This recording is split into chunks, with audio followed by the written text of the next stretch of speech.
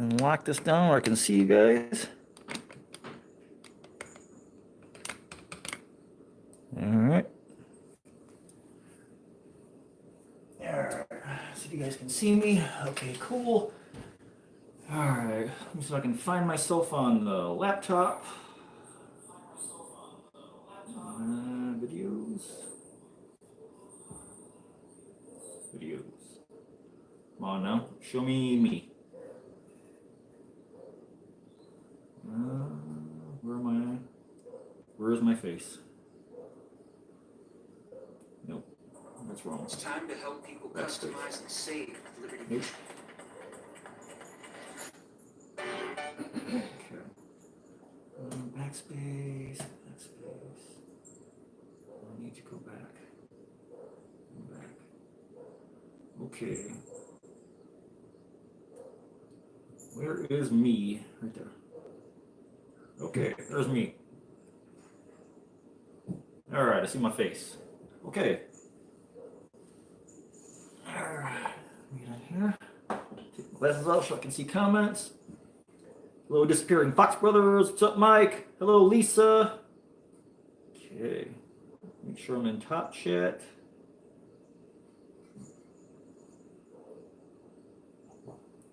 Chat. Full screen? No, maybe not. Okay. All right. Restore chat. All right. Now I can kind of see better. All right. So I'm actually a little bit early for once because you guys know Trio, man. We are always like 5 to 10 minutes, sometimes 15 minutes late trying to get our act together and get online. Can you guys hear me okay? You guys got volume? What's up, Lloyd? I just missed the chance to see your video. I gotta jump on your video after this. I see you got your Wolfman all based out, or all 5 of them since you cracked out 5 of them. It looks good, man. You do a classic style Wolfman. I'm surprised you sculpted another one, since you already have a really good one. But you go with your bad self, Lloyd. Okay, that's cool, Mike. Thanks. Because I got no feedback on my end. As long as you guys can hear me. In fact, since we're talking about Lloyd, I just went on Lloyd's Etsy page and ordered some ornaments from Lloyd. Lloyd, I had no idea they were as big as a damn baseball. Look at that bad boy. Again, like Lloyd does a classic Wolfman, like a total on-chainy Wolfman. And they're heavy as hell. I gotta try and figure out how I'm gonna cut some weight on these to get them on the damn tree. But his Wolfman is freaking awesome, man. Check that out, guys. He's got minimal paint on it. It's just super cool. So I got these little bags I buy off Amazon to keep the ornaments in for the black tree. So I don't bang them up or get them ruined or whatever. But that's his Wolfman. It's just classic. I was just shocked. And he made this little bad boy. I didn't catch this. Lloyd's also on Etsy for you guys. Just type in Halloween Nerd on Etsy and Lloyd's shop will pop up. And you get a little Wolfman ornament, which is pretty awesome too. I love Wolfman. Who doesn't love Wolfman? You gotta make a Frankenstein, Lloyd.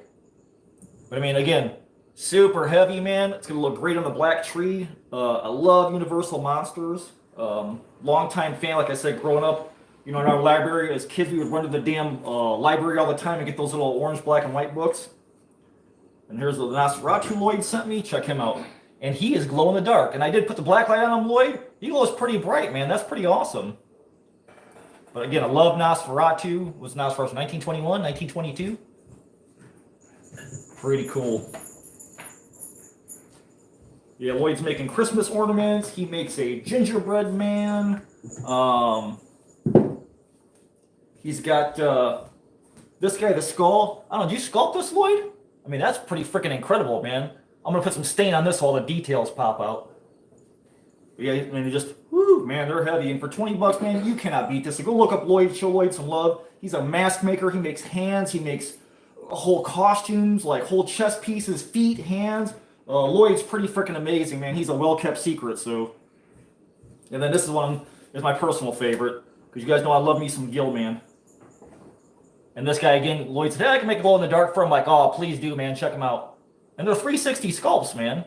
So I might even put a little bit of alcohol stain on him to bring out the details. But again, he's heavy. He's like the size of a baseball. It's crazy. So Lloyd, he's just killing it. You sell any during Texas Haunters Convention, Lloyd? Did you take him up there with you? Thank you, Nightmare Corner. No glitter. Hello, Lewis. What's up, Chris? Hello, Branch Core. Oh, that's cool. So Lloyd sold some ornaments for 20 bucks. This is probably $20 worth of resin without doing anything else. The resin's ridiculous expensive right now. I've been pouring most of the day, or some of the day. And yesterday I was pouring for my own show I got coming up. So I've been just cranking, man. And I found this guy at Joann's the day after I shot my haul. I got this guy for like $8, man. Solid resin, a skull, and a stack of books. I'm gonna paint the books up a little bit. So I thought that was super cool for $8. And Joann's was, whoo, man. $60 pillows, $60 everything. That was a little insane, man. There was some sticker shock in that store, but they're gonna have some hellified deals and that stuff. They're already discounting stuff when it comes back down. I want to go in there and see how much stuff I can grab and clean up. We are special. Time we brought into the house. Yep. I'm still working on getting Wi-Fi out to the shop. It's dodgy, and I don't want to go out there and do a live stream and then be like, oh, buffering. So I figured, I'll just do an inside the house one tonight. It's my 2-year anniversary for YouTube. I put my first video up 2 years ago today. I've been thinking about doing a YouTube channel for a couple of years, and I thought, well, I really don't know what the platform is. I never watched a whole bunch. So like in 2017, I started watching videos, and when I jumped on YouTube and looking around, searching around for haunt stuff and everything, I had no clue there were that many people out there that had the same love that I did, and especially, made all these incredible builds. So like right away, I found Alan at Stilt Beast, I found Hollywood Haunter, and I found Steve's Haunted Yard. So I was watching them guys like crazy, figuring, okay, like what the hell is YouTube? What do you do? You just put up a video? Is there a point to it?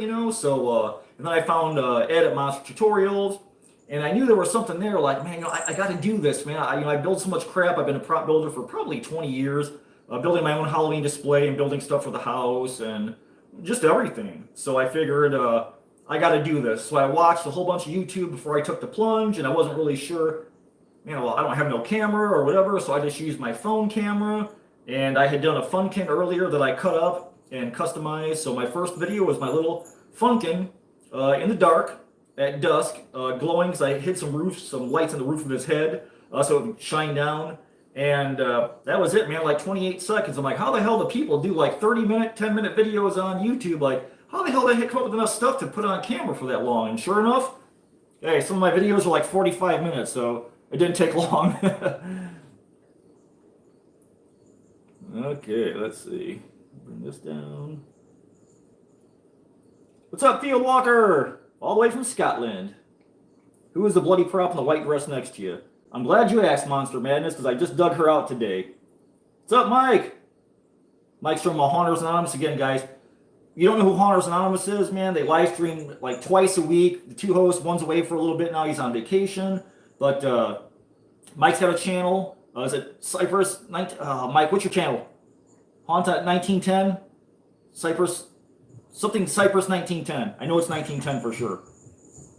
Yeah, again, another part of the haunt family. Them guys never fail to, know what's going on in the industry or what's going on with everything haunt-wise. You can hit them with any question you got. You guys have technical problems, because Mike's run a haunt. James has been an actor. So, man, they are a great resource for anything you need haunt-related for sure.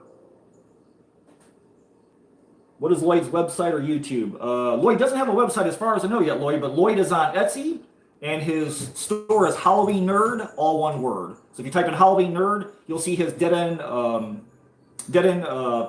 sign pop up in his little icon. Dead End Yard Haunt. Hello, Den Mother. I'm still waiting on that damn package return yet. Haven't seen it yet, so I'm glad she's here. She missed the first 6 minutes. It was just me turning the camera on and trying to get a picture and find myself on the YouTube, Den Mother. Haunted Cypress 1910. That's Mike. Mike's on YouTube. Just started his own channel. He's doing a haunted drive-in this year, so he uploaded a bunch of clips and stuff. So go show Mike some love. Prescribe. Haunted Cypress at 1910 on YouTube. He just started, so he's just getting some subs under his belt, so give him a chance. Oh, there's Shay. What's up, Shay? Anytime, Mike. We got your back, man. Like Trio and Haunters Anonymous. Dude, like brothers from other Halloween mothers, man. So this guy back here, or I should say girl, I got her from Halloween City. So I haven't had a Halloween City in I think this is 4 years now. So finally they're going to open one. They're putting all the crap in the store right now. So hopefully Monday I'll be able to go in there, maybe Tuesday, and see what they got. So I had bought a little Butler with a little tray, and it was missing parts and broken. So I took it back to the store. I think I gave $100 for it. And the lady was like, "Oh, well, we don't have any more. We only have the one." And I'm like, "Well, great. I guess just give me my money back." She says, "Well, is there anything else in the store you want?" So I said, "Well, I'll look around." So I was looking around, and I found this kind of foam. It's kind of a foam. I don't know what the hell it is. It's a latex head with lights in the eyes. She looks like a little Red Riding Hood zombie. And this thing was $150. So she goes, "If you want that, we'll call it even." So I'm like, "All right, I'll take Little Dead Riding Hood here." So I'm actually going to make her for Halloween. I'm going to do a Little Dead Riding Hood outfit on her, and I'll put her outside to mess with the kids when they come in the garage for candy. She got latex feet, but she needs some love. It's kind of rickety. She's on some real skinny little metal poles, so she's not all that great quality, but I'll throw some work at her, dress her up. Working on my serpent crown, placing down the scales. Oh man, scale work is a pain in the ass. Oh my god, I'm actually going to do a Fiji mermaid. I have the skull.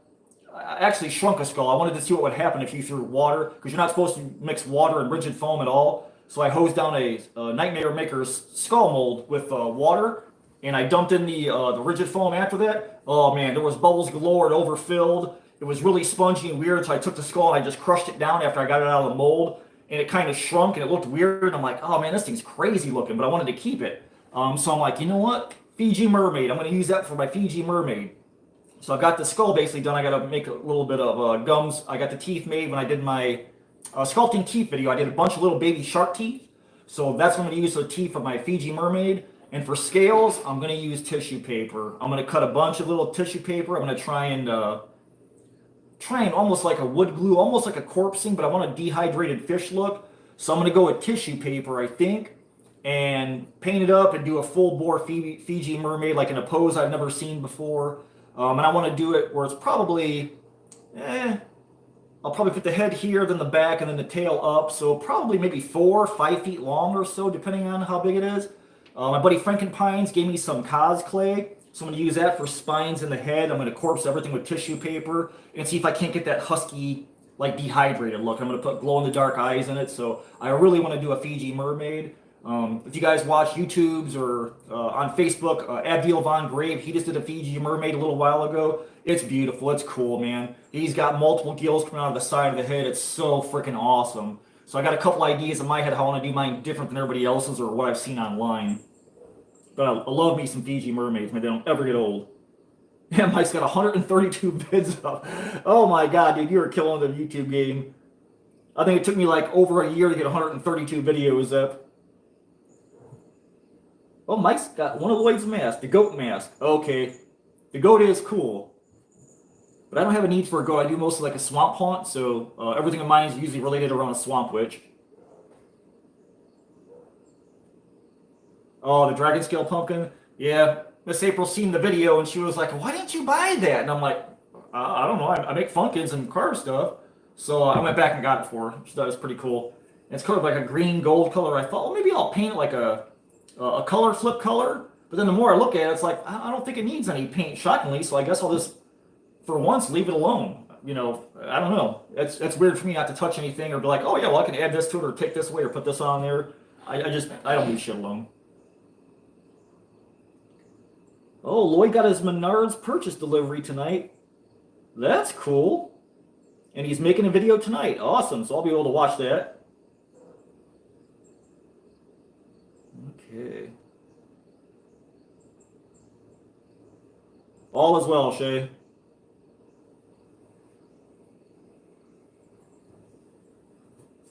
You know, I'm new to sculpting. I've only been sculpting for maybe, I don't know, a year and a half, but I've been shaving down Bondo for 25 years, so I figured how the hell hard could it be, you know? I figured what the hell, I'll take a shot at it. And I started out my little monster magnets, you know? I'm like, well, I wanted to start small instead of making something big.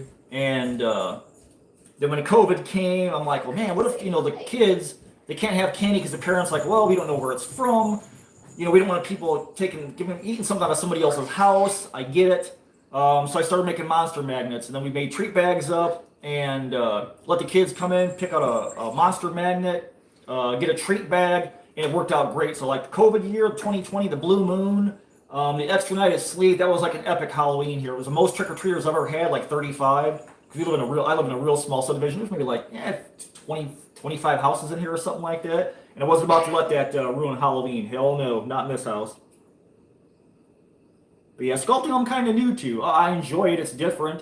It's not Chevelles and Camaros, but it seems to kind of come easy to me. I miss doing dehydrated apple heads. I thought about doing some of those just to see how they would turn out. I almost bought some of those little foam pumpkins today from Dollar Tree that everybody spray paints on and just eats them, makes them all raw looking nasty. But I wish they made them bigger. Because, by the time that pumpkin shrinks down, you're going to have a small pocket-sized pumpkin. But I like to see bigger versions of those pumpkins that you could really carve into them and then just burn the hell out of them or hit them with like acetone or metallic spray paint because it really wants to eat into foam and get all kinds of cool little gnarly pumpkin faces. What's up, IC? Thank you so much, man. 2 years, it's like, boom. It just seemed like it flew by, man. Especially when Brother Dave from the Trio of Terror and Brother Vic, we kind of hooked up right just as COVID was happening when they were locking everybody down. We said, hey, man, we were watching each other's videos, we had subbed to each other, and we started talking and stuff. Like, hey, man, let's get everybody on board so we can all make videos, get all the haunters on board to like throw stuff up to kind of just distract everybody and just be something different than the freaking news and the death toll and all the craziness that was all over CNN and the local news every day. And it seemed like we were the only one that really answered the call, man. Like we were hoping to band together a bunch of people, and it just ended up being us. So we just said, you know what, screw it. If it's us, then it's going to be us. We're going to do it. So we formed a Trio of Terror, and we've been at it since lockdown of 2019, since March of 19. So it's been a blast, man. It's fun. I love those guys, man. When we constantly bounce ideas off each other, or we say, oh, I haven't seen anybody do this yet, or I haven't seen anybody do that. We should do a video on this. So it's like, to have two guys behind you who are constantly pushing and fueling you, it's great, man. I couldn't ask for a better team, man. I love Vic, I love Dave, and they constantly push me to up my game and do better stuff versus like the same old boring shit you see on the internet or the same video that's been copied over and over and over. Yeah, everybody's corpsed something or everybody's made a headstone. I always try and do mine in a different way or add something different that somebody might not have seen, or to show my way. Maybe my way works better for somebody, and maybe my way don't. Maybe it's too much crap. They don't want to deal with fiberglass, and that's cool too. But I like to put it out there for everybody, just as another different way so that we can all raise our game. We can all be better builders and all build cooler shit, man. Because sometimes the stuff that we like, it just isn't in the store. So it's like, I prefer to just build what I can. Oh, Monster Madness, you gotta make a Fiji mermaid, man. I think everybody in their lifetime should make a Fiji mermaid and a shrunken head. Do you go to any haunts yourself, professional ones? Lisa, last year I did not go. Growing up as a kid, every year I went to Reaper's Realm, which is south of Chicago in Hammond, where I grew up at. We used to go there every year. It was a big 2-story walkthrough. At the end, it was like sort of like an old, long, stretched out, kind of a mansion-like house, but it really wasn't. I think it was condos at one time or something like that. It was a real big, long house. So you walk up to the 2 floors, you wind your way up, and at the end, you go down a big slide, and it takes you outside and dumps you into the woods, because this place is all wooded.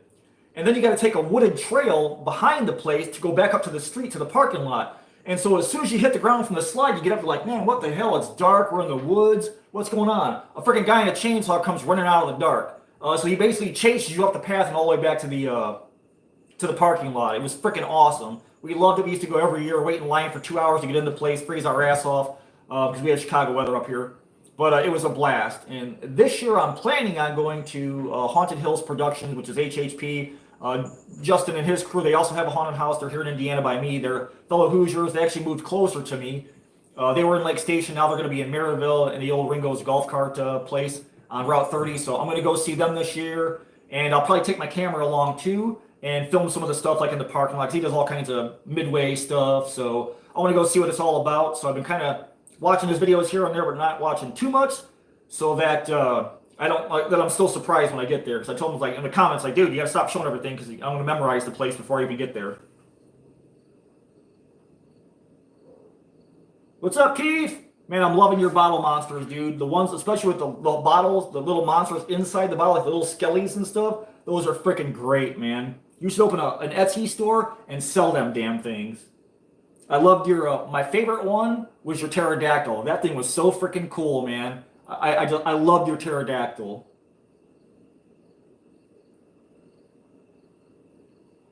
Thank you, Sean, man. Me and Trio, we try to constantly put stuff out or update what other people have done or to show you how, we build stuff.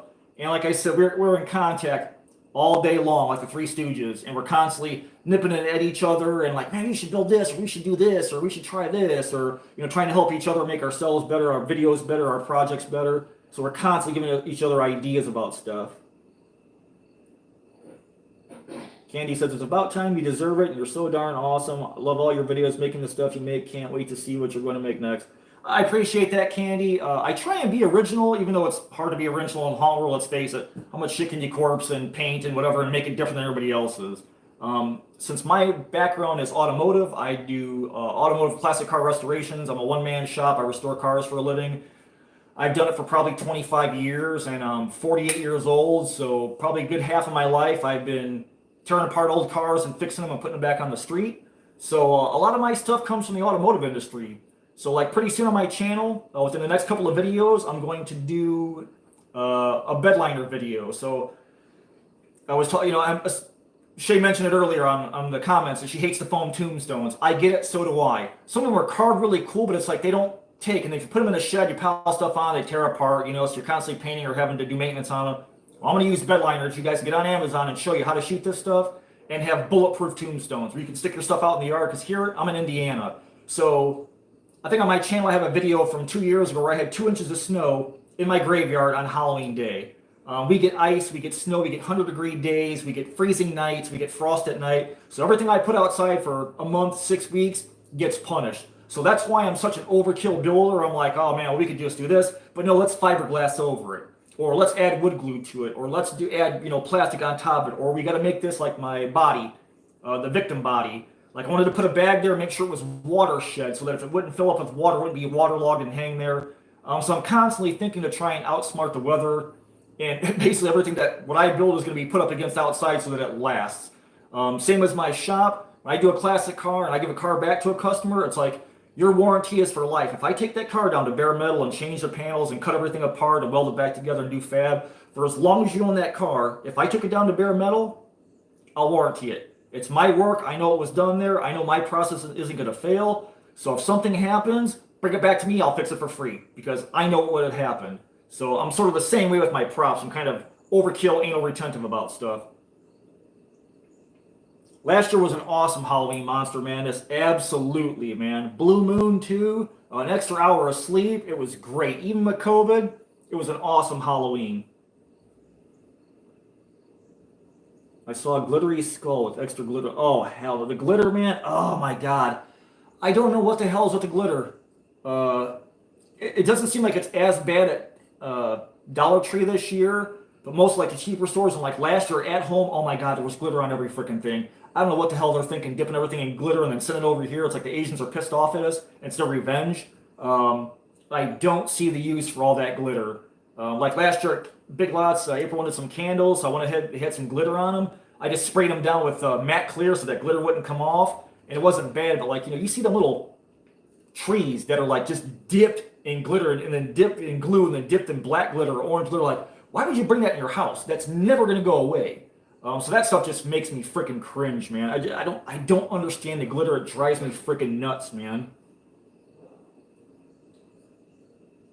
Trio of Terror is awesome. Those are my brothers. I love my Trio brothers. What's up, Ray? I think a project based on gremlins and goblins, little monsters would be cool.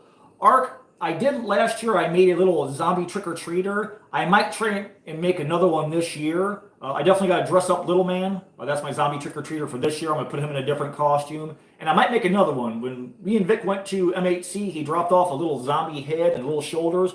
It's kind of child-sized, so I thought, man, you know what? I bet you I can make another one and have 2 zombie trick-or-treaters. So I may just do that. One thing about making the trio outstanding is that all three are good at different kinds of things in the haunt community. You know, Kat, that's kind of like the glue that holds a trio together, is that none of us are experts on anything, and all of us have really different fields that we're kind of diverse in. So, like together, like I do a lot of fiberglass, I do a lot of resin. Man, Vic can build damn near anything. I mean, he took a thumbnail that was that big and made a whole goddamn clown facade that was 12 feet tall.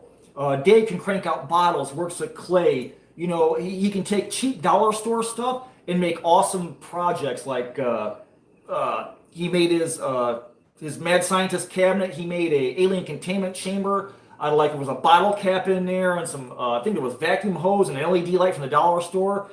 I mean, we all kind of got our little niches, and like together, man, we kind of all feed off of each other. So we're constantly, like I said, constantly nipping at each other's heels, thinking of new stuff to build or to up each other's game. Or if somebody says, hey, what do you guys think about this? Well, hey, why don't you add this or maybe do this? Oh, yeah, that's a great idea. So we constantly bounce ideas off each other. So we basically just push each other to be better and better and better.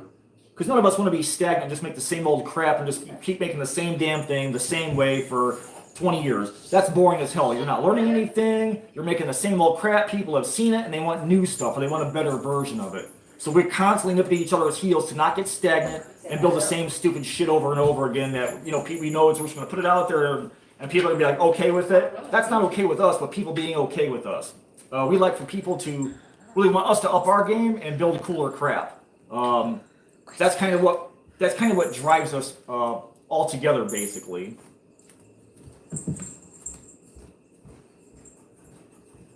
See, already made a shrunken head. Need to make a dead mermaid. Amen, Monster Madness. And you can start with like a little 36-inch skeleton. Just whack the coccyx crotch bone off, and make yourself a tail. You could do it in hangers, wire hangers, and other skeleton rib bones and stuff like that. Start small, and then you can go up to a bigger one. They had some really cool, like 5-footers at MHC that were really nice. Golden Ghost. Oh, you made a tiki torch, Golden Ghost? Share it on Cobwebs and Candlesticks on Facebook. So with that page, I try to upload a picture every day. Some days I miss, or I'm busy, or I don't have anything on my phone. To kind of inspire everybody to just keep on building, whether it's January 1st or it's, the middle of summertime. And then I kind of encourage everybody to show what they're building, or if you find a cool product somewhere, man, like share it with everybody so we can all use it. Or if you're making something at home, maybe you're stuck, like, oh man, how do I go from point A to point B? Man, put it up on Cobwebs and Candles, like share your old stuff, share your new stuff. Ask questions, share ideas. I want to build that into be like a literal artist page. And another thing that Trio doesn't like is these groups where you join on Facebook, and I'm in 80, 90 groups, something like that. Oh no, you can't self-promote. So what does that mean? You can't throw a YouTube video in there, or you can't put anything in there under your own name, or you can't share it from another group, because God forbid those people from another group find somebody else's group, because nobody on Facebook knows what everybody else's groups. I mean, come on. So our goal for all our groups that the Trio has made is we're open to everybody. If you want to sell, you can sell. If you want to post your YouTube videos, post your YouTube videos. You want to post pictures. If you want to ask questions, if you're not sure about something, if you saw something in any one of our videos, like say you're watching Vic's videos and you're like, man, what kind of nails did he or screws did he use for that facade? We are so available on Facebook and in our comment section. We really don't turn no comment away or leave no comment unturned. We try and get back to everybody. There's a lot of those YouTubers who are like, oh yeah, they got 125, 130,000 subs. Like, oh yeah, like leave me a comment. I love talking to you ghouls and gals in the comments. And then you ask them something about what they had in the video and they never answer you. You don't even get a thumbs up. It's like, come on, man. So I hate the fact that people get ignored. So we are very active in our comment section. We don't care. I literally spend an hour sitting on my ass all day going back through comments or likes or getting back to people or answering messages on Facebook. Because that's going to make us all bigger, better builders. We don't care. We're available. So you can find any one of us on our individual pages to ask us questions that you saw us build something personally. Or if you know that, like you want to ask questions about what type of wood to use, man, get a hold of Vic and be like, Vic, this is what I'm thinking. What do I do? That type of deal. Because we all have sort of our little expertises, like Kat said. And if we don't know, and we don't know what to tell you, we will research it and we will find you an answer and get back to you. We don't leave anybody hanging. Because if we don't know the answer ourselves, we know it's got to be out there. We will help you find it. So that's another big thing that drives Trio and our Facebook pages. Our groups, share, self-promote, live Halloween to the fullest. If you're making props, if you're making stick figures, show them. We don't care. Show us your art. Show us what you like. Show us what you think is cool and creepy. Because that's what makes everybody better, man. They see one thing, and then somebody may have 20 ideas off something they saw in the group. So constantly share your pics and your update progress on pics in the groups. We don't care. But that's cool that Golden Ghost made a tiki, man. I'm waiting because, let's see, so Home Depot has a ton of tiki torches. When I built my torches, I ran around to all the Dollar Generals, or Dollar Days, or Family Dollars. I ran to all them damn stores, and I think I bought 15 or 16. It was all they had. I bought them all in my area. So when I was at Home Depot looking for the 12-foot skeleton, in the garden center, they got a whole big stack of torches that are $5 at Home Depot in the garden center. And I think they're going to go on clearance day after Labor Day, because by then summer's over and people are taking their poles down and stuff. So I'm hoping they put them on clearance, because I'm going to go in there, I'm going to scam all of them so I can build a whole bunch more, because I want to do some demon tiki torches too. Okay, I'm behind on comments. But if you got it, Golden Ghost, man, show it on Cobwebs and Candlesticks. Let everybody see what you did.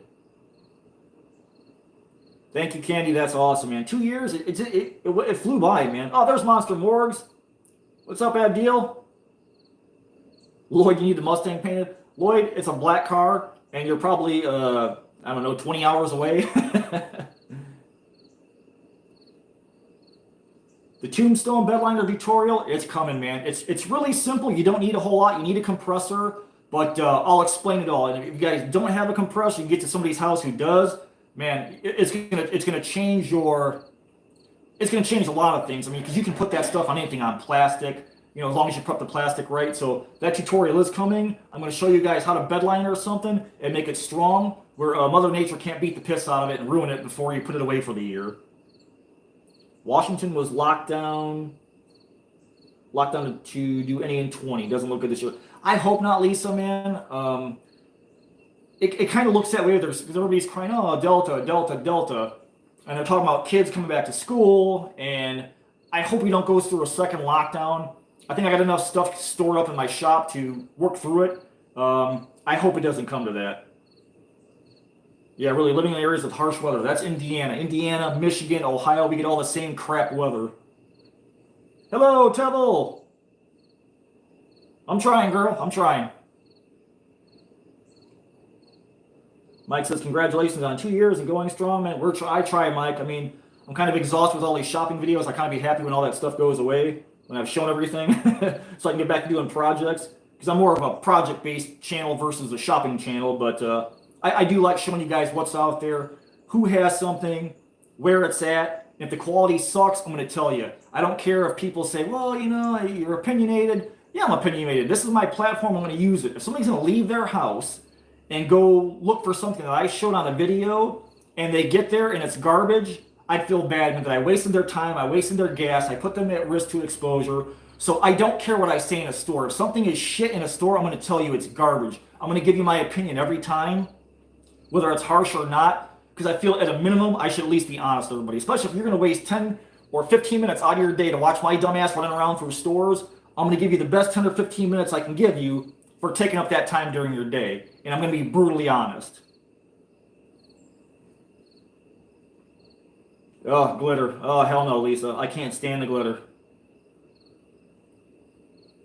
Thank you, Mike. Maureen says we got a Magnum that needs a repaint. Oh, the Dodge Magnum wagons. Ugh. And no one we trust.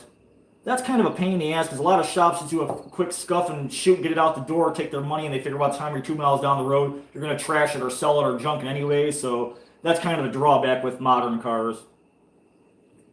Dave's foamies look like the sheet metal porthole in his tentacle are unbelievable. Oh, the painted on with the bottle, the couple on the bottles. Dave's bottle, I don't know where he comes up with. I loved his tentacle, his couch cushion thing, tentacle coming out of the porthole. Me and Dave are both big Cthulhu fans, so we're constantly like, oh yeah, Lovecraft this, or the Elder Ones, or Soft Shoggoth, or all that stuff, man. There's, you know, we love Cthulhu to no end. There's so much art for Cthulhu. There's so much art. There's background stories that that HP wrote. He's got so much invested in it. I mean, it's easy to pick up a picture and be like, oh man, the elder horrors and all that stuff. It's a great source for everything. I mean, you type in Cthulhu type in Cthulhu on Etsy and see what comes up. You're gonna get pages and pages of stuff. I used to do monster makeup. That's right, Shay's a makeup artist. Absolutely, Shay, man, you can share anything. If you got projects or makeup tutorials or where to buy makeup, absolutely. It's all part of the haunt theme. Put it on Cobwebs, man. If you've got old videos, like on YouTube, share your old videos and pick up some subscribers because we try and share everything. That's why the big thing when I started Cobwebs and Candlesticks, the page on YouTube or on Facebook, it was trying to be different from all the other groups who, they got them, the Nazis in there who were like, oh yeah, well, I watch my page all day. I've got like 10,000 members and I watch every post and I disapprove this or I disapprove that or that's not allowed. Hey, screw that, man. As long as you're not bashing anybody and you're not being a dick and bullying anybody and you don't put anything inappropriate on there, man, me, Dave, Vic, we let it fly in all our groups. In Midnight Creepers and Midnight Monsters on Dave's page, on Cobwebs and Candlesticks. You can share, you can self-promote, you can sell. A lot of pages won't let you sell because they don't want to deal with the headaches of, oh, hey, I ordered this from a guy on your page and I got ripped off. Well, that's not our deal. You deal with that person, go after them. We don't care. If you want to make money, come to our page. If you want to sell, if you got an Etsy page, post it. If you got a TikTok, post it. If you got a Tumblr, post it. We don't care. If you want to share your stuff and your art, that is the place for it. We don't hold the reins back on anybody, man. We encourage everybody to share what they have and what they do so that we can all get ahead in the game.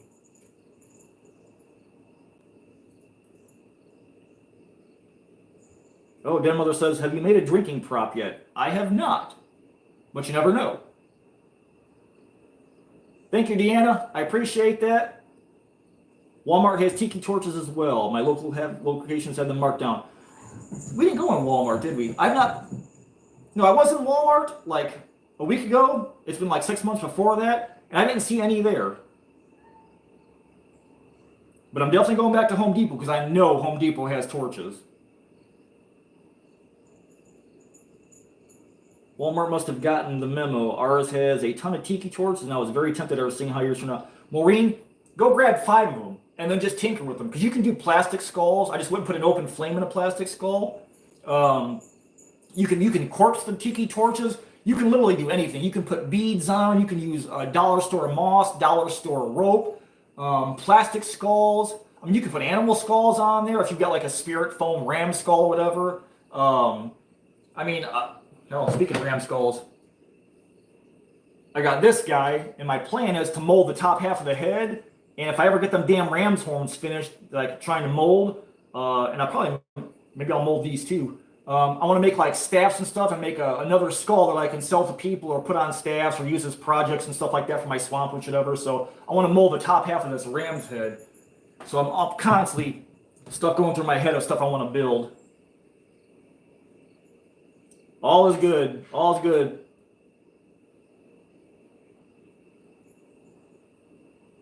Time for me to move to Texas. I don't know, Miss Edie, man. Texas is freaking hot.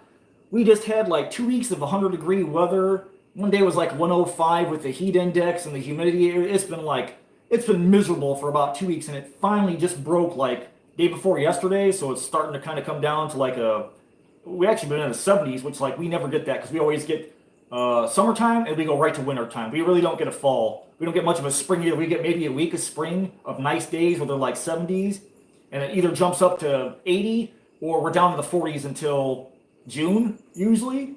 So it's constantly cold. Oh, Den Mother, they sell small air compressors for airbrushes, but they're like $200. For $200, you can go to Home Depot and buy yourself a pancake compressor and fire that up, and you can use it, fill it up once, and you can use an airbrush for probably an hour off it, and you ain't got to hear the rattling away. I think I've got 3 compressors altogether. I got an 80-gallon at home, I got 2 80-gallons at my shop, so air isn't an issue for me.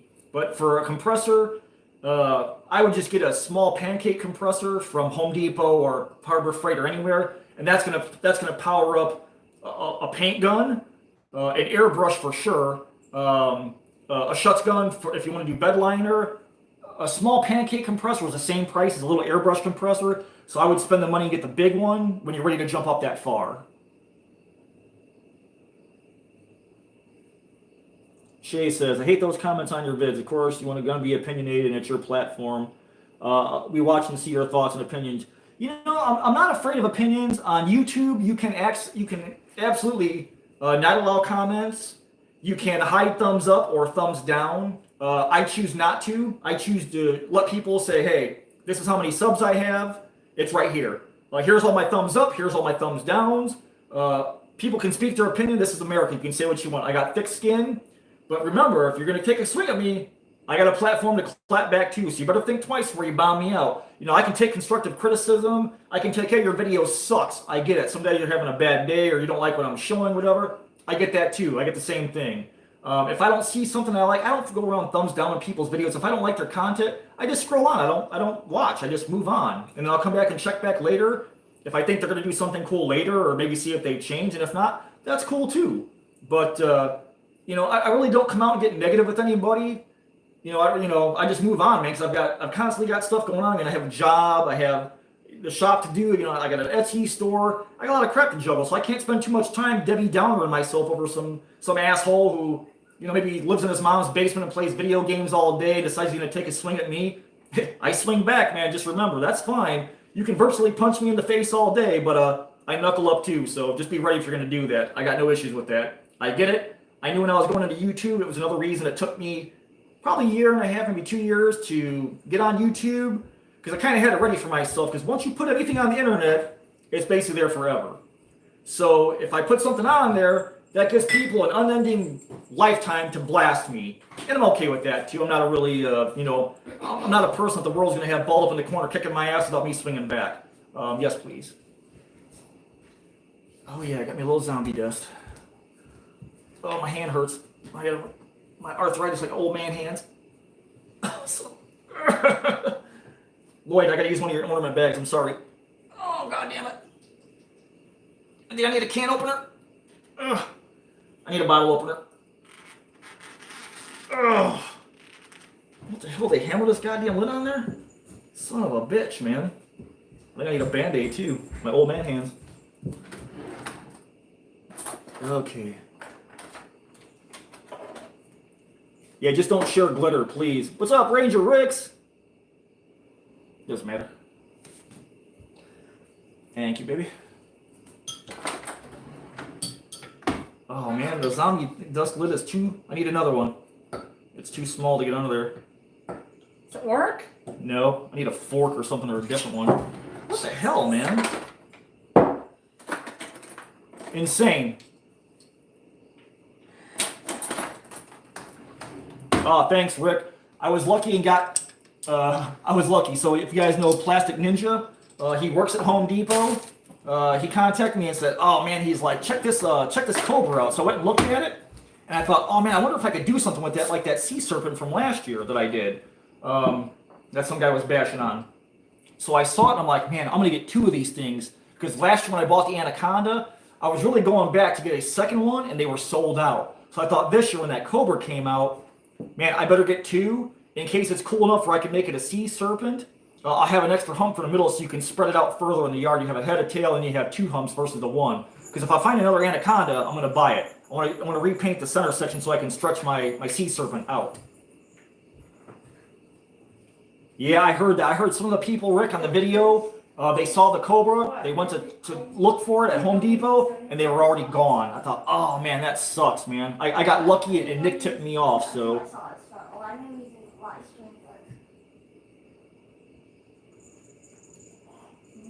Lloyd says our crappy Home Depot still don't have Halloween out.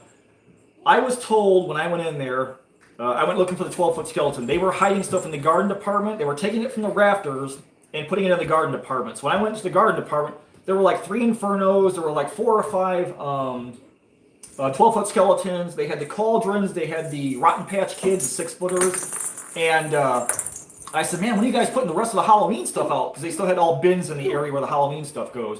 And he said Labor Day. We're putting it out Labor Day. So I said, okay. So I went back in there like 3 or 4 days later, and man, they had Halloween out. And I'm like, what the hell, man? I'm like, look at all this crap. And they didn't have everything out, but they had a bunch out. Put him down, Savage. He's going to whine. And so I got a cart, and I just started grabbing stuff. And I was like, man, like, You know, if I went in there any later or waited until Monday, half that stuff would have been gone. The big pumpkin, this big boy, I ganked out of their display. There were none on the shelves, so I had to climb over the wires and the little barriers and grab this guy and throw it in my cart and hurry up and run my ass to the counter and pay for it, get the hell out of there. They thought they were going to outfox the fox. Not happening. I'll climb your barriers. You put that shit in the store and put it in the system and I can buy it. Sold. That's what you get. So I got that guy. But yeah, it's coming, Lloyd. I know a lot of stores don't have employees to unload trucks. So they have trucks full of Halloween sitting on their loading docks, but they don't have the people to pull it off, or they're taking a little bit off at a time and then putting it on shelves. All right, beat it, Savage. We don't need Stinky here. Oh, shit. Hey. Edie says hi, Savage. Hey, your dead mother says hello. But yeah, they've got Halloween. They just can't get it on the shelves. They don't have enough people to come in, which is another ripple effect of COVID, which sucks. That's even worse, know that it's there, but we can't have it. That's like giving a little starving kid a sandwich and then pulling it back at the last second. So it's there, but everybody was holding off because like late shipments, like April called Walgreens, they said, well, our shipments were late this year for Halloween.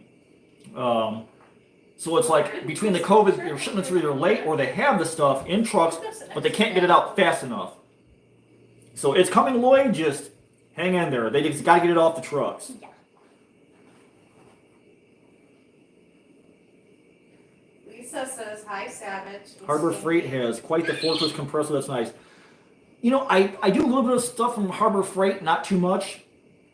I like Ingersoll compressors. Menards has nice compressors. Some of that stuff from Harbor Freight, I just won't take a chance on. Especially me, if I'm doing a classic car and I got to have a strong tool that I know is going to last and be around for years. I just got to pay the money and get the good stuff. I don't want to take a chance. What's up, Flippin' Life? A church key.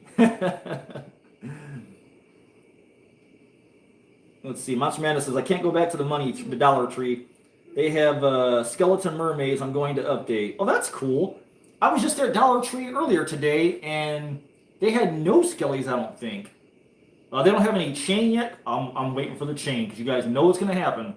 I think I finally bought them out of all the cattails. There's no more in the store. In the floral section, in the spring section, or in the, when you first walk in. Usually to like the left-hand side. I ganked all of them. Every time I see them, I just pull them all out and I buy all of them. Do I have a jacket patch? For Cobwebs, Miss Edie? I've got a jacket that I put all my patches on. When me and Vic were at MHC, I saw Chad Savage, and I bought some of his patches to put in my jacket, but I'm just about full. But I did finally get a hold of my graphic designer girl, Cindy Zeese, and I got my banner coming for my show this year. Because this month, the 25th, I'm going to vend at the Bizarre Bazaar.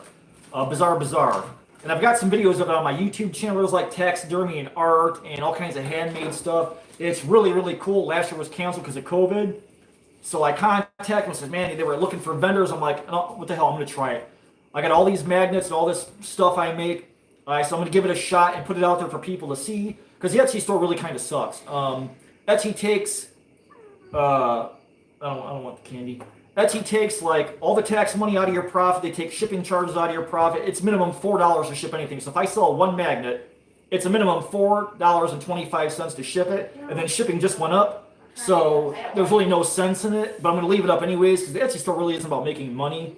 It's about, I mean, it'd be nice to make some money to put back towards materials because like resins are ungodly expensive. Resins are like $150 for a gallon now. And then it's minimum $30 to ship them. Through FedEx or anybody else because they got to go ground. So materials are outrageously expensive. So I try and offset that with Etsy. But then Etsy takes their charges, you know, any taxes and all that stuff they take. So you really lose, you lose money on every sale at Etsy unless you put a high price on your item, which I don't want to do. I don't want to be charging $20 for magnets to make $10 off, and that's just crazy. So I'll just list some stuff on there, and that's good enough. Show them these. Menards, got my Menards money. That's cool. I love Menards, Lloyd, because they do like the 11% rebate, which is awesome. Because like if you do a big purchase, like say you're buying fence panels or something big, Man, that 11% comes back. I'll have one for $10, $8, $20. So next time I go in there, I can buy 2-3 cans of clear or something, or wood or dowels for something to kind of offset what I'm building. So the rebate money part, I love having Menards by me. They're an awesome store. Lisa says hello, Savage and Stinky.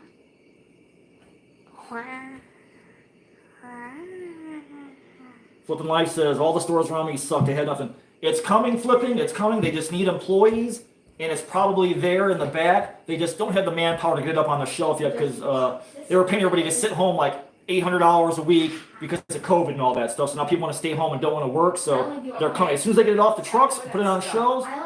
It's going to be an awesome cleanup, though. For clearance this year, it's going to be hellified. Because everything that's late that doesn't get sold is going to end up with one on clearance probably by the end of this month. Because they want to get rid of it by Halloween so they can start putting Christmas garbage out. So I think clearance this year is going to be pretty epic.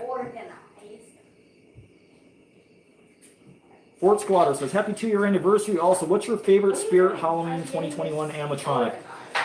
You know, I don't have a Spirit this year. The one I went to, I did a small video in, was tiny. They had 2 animatronics. They had Wacky Mole and they had animatronic Sam. They were in an old dress barn or something like that. They were like an hour from my house. So we drove out there and I thought, man, this place, they got nothing. They had some Haunted Mansion stuff, and I think I do have the video on my channel if you guys want to see it. It's up there. It's my only Spirit Halloween trip this year. I have some other people's videos at some of the flagship store. I did like Mr. Dark. I'm not a clown guy. I don't, the world's got enough clowns, so I just kind of, I'm a lot like Alan. I like my classic monsters. I'm really a Wolfman guy, a Frankenstein guy, a Gilman guy, and clowns. I don't really do clowns. They're sort of like the pennies of the haunt world. They're everywhere. So the Wacky Mole, no, the clowns don't impress me because every year Spirit makes like 9 clowns, and then they make 2 or 3 other animatronics. What I did see that I did like was Mr. Dark. I thought he was cool. He's one that pops up like, I don't know, 9, 10 feet tall. He's like crouching down. So far this year, I think he's the coolest. As long as that mechanism doesn't break. But I think overall, from all the Spirits, my favorite animatronic is probably last year's Sewer Varmint. I bought one, I cut it up and changed it around a little bit. That one is by far my favorite animatronic. I think I don't really have too many Spirit animatronics. I like buying their stuff, and I usually just chop it up for other projects, which I'm sure probably pisses them off if they knew I existed. But I'm going to keep on continuing to do that because I think it's awesome. Like the animated spider. I got a lot of hate for chopping up their animated spider because it's a prop that they do over and over again every year, and the mechanism is great. But when you walk into Spirit and like, hey, a brand new jumping spider, this year it's red and black. This year it's red and green. This year it's blue and purple. Who gives a shit? Jumping spider sucks. I'm tired of them changing the colors and not reskinning that damn thing and making something cool out of it. So I did it. But I got a lot of hate because anytime you mess with Spirit props, people get pissed off and they come out of the woodwork and bash you. But it's like, hey, bring the hate, bitches. I paid for it. I can do whatever the hell I want with it. And until it breaks, I'm really going to chop it up. Because a lot of their stuff fails after a month or two, or where you go in the store to see your favorite animatronics you saw online, and the head's hanging off, or the arms laying on the ground, or the Jester box is caved in and the lid's broken down and folded down inside the mechanism. It's like I hate walking in there for them and seeing that stuff because it's like you just know off the bat, like, well, hey, look at all our broken stuff that we're gonna try and say that's overpriced. Anybody want to buy a broken animatronic for $200? No.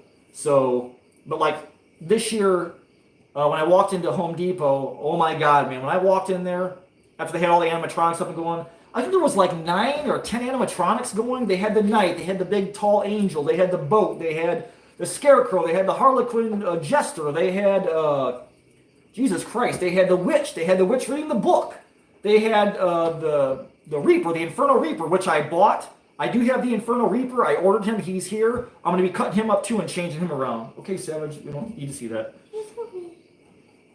But Home Depot, I think they are fully outright going after Spirit Halloween. And this year, after what I saw in there, I thought automatically, man, Home Depot, they're kicking Spirit's ass. Like last year when they put out those 12-foot skeletons, oh my God, the world lost their shit. Everybody's hunting them down. I don't hear about everybody hunting down Wacky Mole at Spirit Halloween. Everybody's talking 12-footers. Everybody's talking Inferno. I mean, that stuff's like wildfire. So, man, good for Home Depot for teeing off on Spirit Because I think Home Depot is animatronics. They're probably made in the same damn place by the same damn companies. They're just made for Home Depot. But it seems like Home Depot's animatronics hold up way better and longer than Spirits do. Let's see. Yes, for sale, because I would love to buy 1 or 2 from you. 1 or 2 what, Dead Mother? I gotta go. Thanks for swinging by, Monster Madness. I appreciate it, man. I appreciate all you guys for putting up with me for 2 goddamn years. Listen to my BS, listen to me break stuff. I got comments about how I break stuff, so I'm just gonna break more stuff.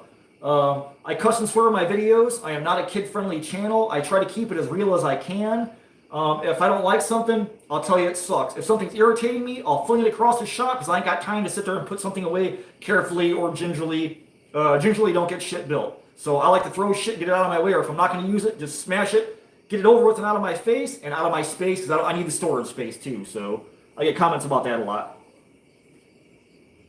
I saw Shopify, Lloyd. I wasn't too sure about it. Like, I don't know. I think I'm going to hold out and have Haunters Anonymous build me a website this year. So that way I can add shipping into what I want. Because like my Etsy store, man, it was totally my fault. Nick Lane ordered some resin spikes for me. I make resin railroad spikes.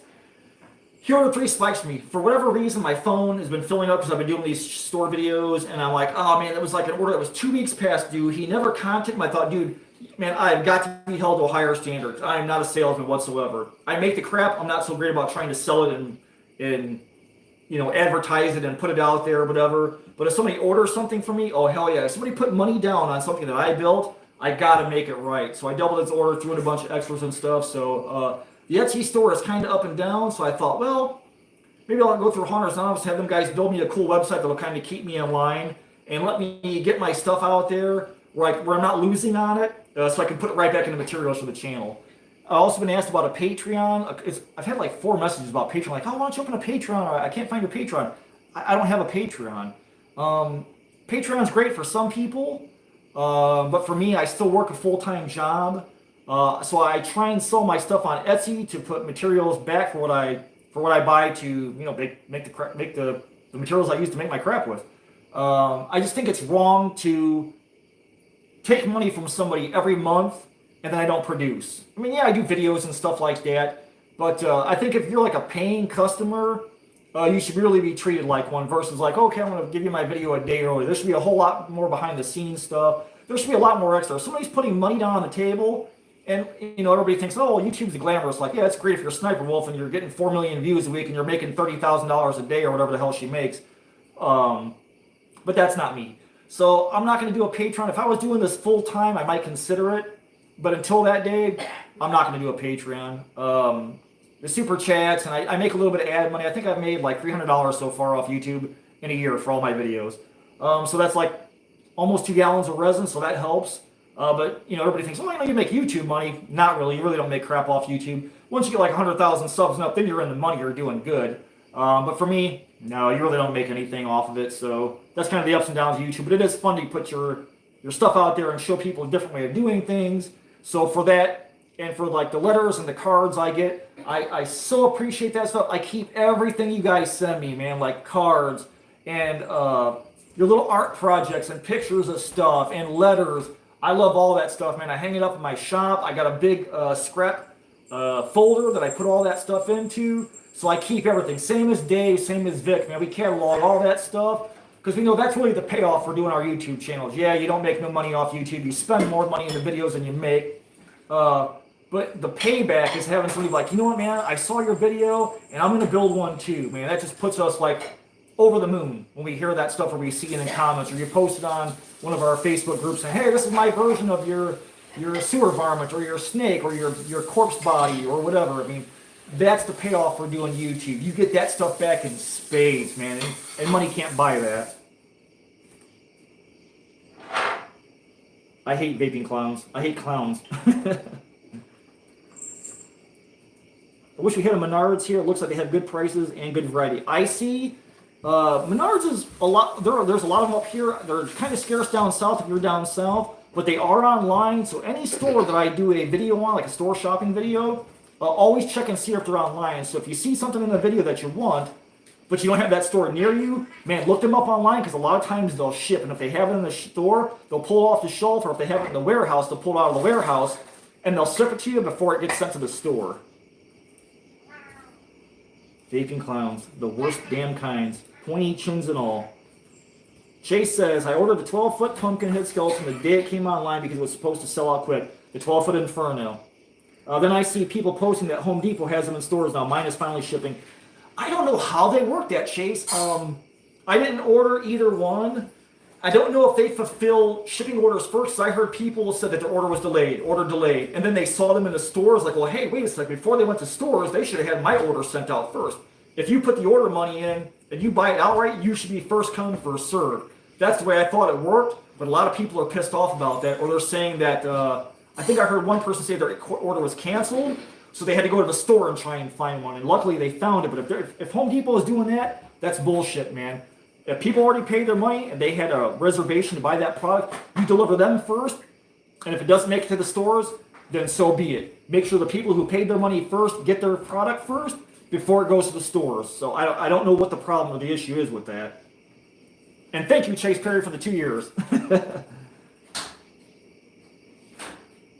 Shay is saying, Spirit's Halloween Buzzsaw, the huge zombie with the buzzsaw and sledgehammer for hands. I'm seeing a lot of hate, but he is one of my favorites this year. Haven't seen him in person, though, yet, though, so maybe. Okay, so I've seen the videos of Buzzsaw. He looks cool. He's big and beefy. He's got the saw hand. He's got the hammer hand. I watched Psycho Circus of Savannah and their flagship. They were at the flagship opening of Spirit. And he walked up on it. And it wasn't great. It looks like it's really thin. I wouldn't trust the mechanism that spins the buzzsaw on his hand. I'm just really leery about Spirit because, man, the weight is a total issue with those things. Wind is an issue. If you put a little bit too much weight on one of them props, like if you're overhauling one, it doesn't work. So those things are probably measured down to the ounces of what those animatronic cages and stuff can hold. It just seems like most of their stuff is mostly just fabric and cheap blow molded plastic underneath it. And I think, what's Buzzsaw? Is he like 250, 300? When I see stuff like that, I want to see it in person before I go and put money down on it. Because I like to go in the store and see if it's still working once when I walk in there to make sure it's going to hold up. Because it can be in a store for 8, 9, 10 hours. It can last for at least a day on Halloween out front for the kids.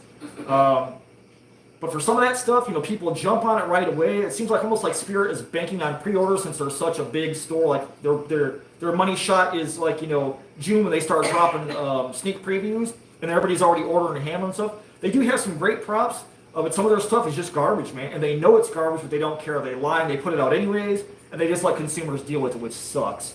So I'm kind of careful about that.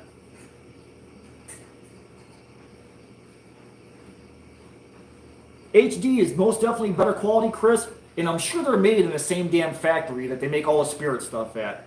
I don't know why Spirit stuff falls apart, though, once it's at the store. Not that all their stuff falls apart, but a good majority of their stuff doesn't hold up from year to year. Just putting it in a box and you unbox it a year later and go to put it back up, and maybe you had your prop up for one night and this year it's not working. That's insane, man. I'd be pissed off, Patches. Man, Dan Mother, I'm at a loss. I don't know which patches you're talking about. I don't have any patches made up yet for like the Cobwebs and Candlesticks. I've got stickers coming finally. I've got a banner coming. And I'm going to see what else that she makes like for promotional stuff that I can throw in with like orders or if I do giveaways. Because I like doing the giveaways. It's been a while since I've done one because I've been so damn busy with the show coming up that I'm going to vend at.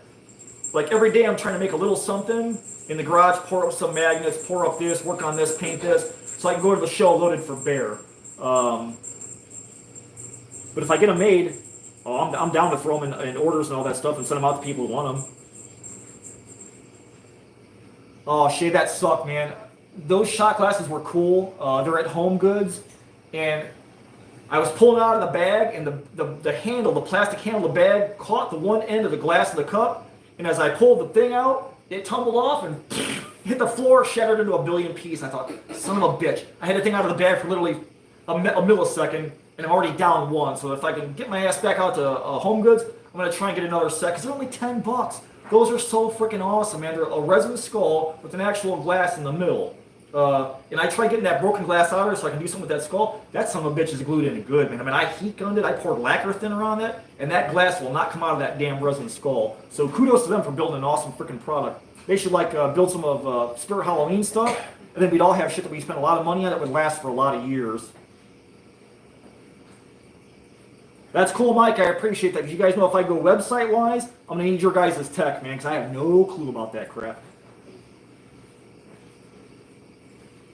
Fort Squatter. Hey, me and my dad are working on a custom ghost face animatronic made out of PVC. Do you know if there's any way to add head movement? Absolutely. A reindeer motor from Fright Props. There's a channel on YouTube. It's called Hallstaff's Animatronic Workshop. Steve Kochi just passed. The guy was a wizard, man. If you look up Hallstaff's Animatronic on YouTube, it'll pop up. This guy's got 50 ways to use a reindeer motor, especially with PVC because they're lightweight. And I go with the Fright Props motors. Yeah, you can buy Charlie Chong ones off of Amazon, whatever. I just go to Fright Props. They make the best motors. You can install it. You can use it. Look up Steve Catronio at Grimwood Hollow. He's doing it. I'm not sure what he's doing this year. It's interesting as hell. But he showed he's got 2 motors in his latest animatronic. One that I think is going to be for pincers and one for head movement up and down. So you can absolutely use like a Fright Props reindeer motor to get head movement for a PVC prop. There is no issues with that whatsoever. Where can I find a creepy nun? Last year, Spirit had a creepy nun. They had a great mask. I don't know if they're going to have it again this year. Somebody else makes a cool nun. Not Distortions, I don't think. I don't think it's Creepy Collection. Somebody makes a nun prop. Is it Midnight Studios Effects? I think they had a nun at Transworld this year. I think it might be Midnight Studios Effects. They make a nun. If not, you can go to Spirit, buy their nun mask, and then put it on a PVC body and make your own. All you need is some cheap clothes off of like Wish or whatever. Or you can go to like Ross. Ross is super dirt cheap. They got a lot of garbage clothes in their store. Or use an old Halloween costume. And if you guys don't know, like on Halloween Day, I think Spirit is half off. Usually it's the day after, but I think last year they were doing 50% off of day of Halloween because they want to start clearancing all that stuff. They don't want to pack it up and ship it back to the warehouse. So that's the time to go in there and buy like costumes. Last year I did a haul. I got a priest's robe for half price. I got a lab coat for half price. I got a bunch of crap for half price. I bought mostly costumes on clearance last year to do for full-scale builds or to use down the road because I couldn't pass on that price. But I know they make a nun outfit. That's the best time to go in there and scam a nun outfit. If you don't want to pay full price for it now, you just have to wait till next year to use it. Or you can look on eBay, and I'm sure there's a Chinese clothing company on there that sells a cheap nun outfit, and then just put a mask on a wig head, and you can bulk it out with Loctite foam, or you can bulk it out with spray foam, like Loctite spray foam, and you can make your own nun for dirt cheap and make her as tall as you want if you want to make her full size, you know?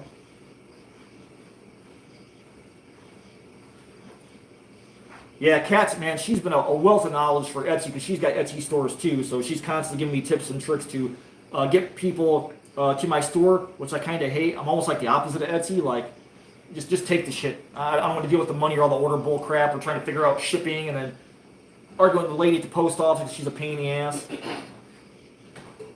Let's see. Candy Yonker says exactly what you're talking about is why I love the haunting community. We show their knowledge and how-tos freely. That's basically it, Candy. That's it in a nutshell. That's kind of why Trio came together. Like I said, when I first started watching YouTube, I found Alan at Stilt Beast, Steve's Haunted Yard, and Hollywood Haunter. And they were like, here, man, here's how I do this. Here's how I made the facade. Like, you know, Chris at Hollywood Haunter, he made a whole house facade in front of his house with guys creeping out of the windows, and he had fog. I mean, the guy's freaking amazing. He's talented as hell. He's crafty as hell. He's just unreal. And I learned by watching those guys, and Alan's another guy. He is upfront. He shows you what he used, how to do it, what sucked, what worked, what works better. Or if you made something in the past, he'll say, don't do this, do this. So that's kind of like the thing where it's like, man, if we all pool our knowledge, all of us become better haunters. We all have better stuff. We all build stuff that looks like they found it on a Kmart shelf 20 years ago, and that's the best we can do. You know? That's why, like, that's another reason why we do the pages, like me and the Trio of Terror, we do our videos, we share everything. We try not to hide anything, or if something was hard, we'll tell you, hey, we tried this, but it failed. It sucked. It didn't work how I thought it was going to happen. I've got failed videos in there where things didn't work out. I've been lucky because in the automotive field, so I know there's some tried and true methods, or I know some things will stick to certain surfaces. Like Mike Krasnowski, he had a problem with paint sticking to plastic. He was corpsing plastic bags on one of his little alligator guys. And I said, dude, you're doing it wrong. You just got to step back, do light, use the 2X plastic, let it dry for a couple of days, scuff it if you can, and it worked out great for him.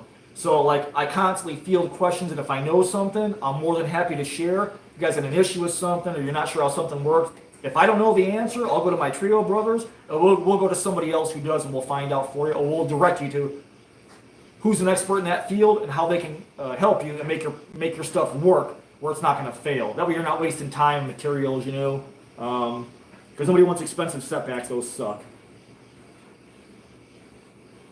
See, Stanley says, I was at Home Depot yesterday in Orlando. They were setting up Halloween, and some lady bought all 3 of the 12-foot skeletons. I'll tell you, Stanley, that's bullshit, because online, Home Depot said limit 2. You can have 1 Inferno, 1 12-foot skeleton. You are not allowed to go in there and buy 3. When my Home Depot had all the Infernos and the 12-footers hidden in the garden section, there was a sign up. You could buy them, even though they weren't on the floor. They were in the garden section. They were in the system. The sign said, it was taped to the shelf. It said, limit 2, 1 Inferno, 1 12-foot skeleton. Not 2, 3, 4, 10 of each. Because people have been buying them up like 6 at a time. They go Home Depot hopping. So if they find them, there's nothing you can do about it, because they're going from store to store and grabbing them all. And they're taking them home and they're putting them on eBay for $1,300. That's insane. I hate resellers. I don't do it. I think they're the scum of the earth. Yeah, I get times are tough with COVID. But if you've got $1,800 to buy up Home Depot Infernos and 12-foot skeletons, you don't need the money. Leave it in the stores for the people who need it. Stop chicken hawking people and jacking up the price of something like 4 times what you paid for it. You know, otherwise, I hope the people like that have to sit on them, and they sit in a box and they get no use out of them, and then they're out the money. Let them sit on those for a couple of years, and then think about dropping their price down. I absolutely hate that shit. Them people disgust me. They're almost like pedophiles in my mind. I hate that stuff. Anybody who gets something for free or cheap, or they go and they buy it and they resell it to drive up the premium, they're scumbags. You know, they're like the 1%ers in this world. To me, they're like politicians. If you're a politician, you're an asshole. I don't care if you're an independent, you're left wing, right wing, if you're Democratic, if you're omnicratic, if you're a dictator, whatever the hell field you fall on the political spectrum, if you are a politician, you are a full-blown asshole, because you are there for yourself. You have businesses, you have money, and you are there to protect your own interests. So, like the whole, you know, the whole election year, everybody's fighting over that stuff. Those guys are the same scum of the earth as politicians are, because they're all assholes, they're all in it for greed, and they're all in it for themselves. So I wouldn't do it if I had something normally if I have something that I bought and I can't use, or I don't want to use, I'll sell it for what I have in it, or for less, or I'll just give it to somebody. I don't buy stuff to resell. I'll buy it and sit on it in case I need it, but if somebody else needs it, like, you know, okay, I go to the dollar store, I buy all the chain. Okay, it's $1 a link. Dollar store will make more, but if somebody contacts me and they say, hey, Cobweb, man, I need like 3 foot of chain, I'll put it in a goddamn envelope and send it to you. I don't care. It's $3. It doesn't bother me. I'm not that bad where I'm going to be at home buying the stuff in the store and then coming home and posting it on eBay and saying, hey, look, you know, chain for $4 a foot when I paid $1 for it. It's just not in me. I'm not out to rape the nation. What's up, Ninja? Oh, you're fine, man, whenever you get here. Yeah, remember, Ninja works at Home Depot, so you guys should be hitting him up about all your Home Depot questions. He was going to give me the tip on the Cobra, so thank you, Nick. Actually, both Cobras. Okay, so Kat's saying the product in the warehouse for orders is different than the product set for store distribution. Not saying that's the right way to do it, but just the retail way. I kind of figured there was something like that, but I think they should automatically, if people paid up front for their product, take it out of the warehouse first, send it to those people, and then whatever is left, ship out to the stores. Drac back for life. Does anybody know if Home Depot is going to restock online? They said early online sold out, but they're releasing more. I've heard people say that, hey, I tried to get a spider, a clown, or this, and Home Depot was sold out. They do restock. You just got to go back and watch, because when it comes back in stock, it goes that fast because everybody's watching or they have alerts, or people are checking that site every day, like at 12 o'clock or at a certain hour. So as soon as stuff comes back in, unfortunately, you got to be right there on the website, right there to snatch it when they come back on. So they are restocking, but it just goes so fast. Everybody's snatching it as soon as it comes up. Mom likes to plan. It's 8:11. You know what, Ninja? It's funny you say that. So Ninja says the only current spirit animatronic he likes is the Harvester of Souls. That's a great animatronic. I saw K&T's video where they redid it and made it a mummy. Freaking cool as shit. The little spirit store that I went into, they had Wacky Mole, they had Sam animatronic, they had Bubba on the floor, but they didn't have any in the box.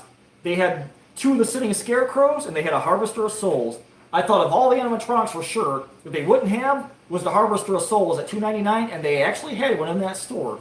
And I thought, I'll be damned, they don't have nothing, but they've got a Harvester of Souls. Because I guess they shipped last year's animatronics out first, before they put the new stuff in stores. So you're going to see last year's stuff first. So all the leftovers from last year should pop up first when they start filtering in the brand new animatronics. A cylinder? Not a cylinder. See, Icy Monster says, I love the Dark Angel Home Depot has. Was it neat as in person? Looks online? Yes. It's massive. I did not realize the size of that thing. That sword is goddamn near 6 feet tall. The only thing I don't like is the face. The face is plain. The wings are great. The robes are great. The big monster badass sword. But they need to do more with the face. So if I got my hands on that product, I would most definitely be putting a skull face on that thing. I would be changing the face and the lighting. And it's like, I think it's $300. It's big. It's huge, man. It's a big prop, which is cool. Like another reason Home Depot is slaying it. I think they're totally going to cut the nuts off of a Spirit Halloween, which is awesome. Even more, I like that we're in the middle of that war between Home Depot and Spirit Halloween, so we win. Let them find it out, we win. Let's see, shipping is the most difficult to figure out. If you need help, please do not hesitate to contact me. She's owned the shipping mail store for 29 years, learned lots of stories. Yeah, Kat's the queen of Etsy, man. The only problem is with the post office, they're the problem. So I sent an order out from Etsy. I had an Etsy order to Kalidi. Kalidi Okada. He watches my YouTube videos, bless his soul or her soul. I'm not sure if it's a guy or girl. But they ordered from me. I sent it out. They contacted me like 2 weeks later, and they're like, hey, I never got my zombie fear. Can you look into it for me? I took the shipping tag, or the tracking tag went down the post office. The lady tells me, she goes, well, it's in his town. She goes, it's just not being delivered. She goes, it doesn't look like it's marked as damaged or undeliverable. And I'm like, so what's going on? She goes, oh, there's just nobody to deliver it. And I'm like, that's an order that a guy paid me for, a person paid me for, and I shipped it there. And you're telling me it's sitting in their town, but they're not getting it? It sat there for 18 days undelivered.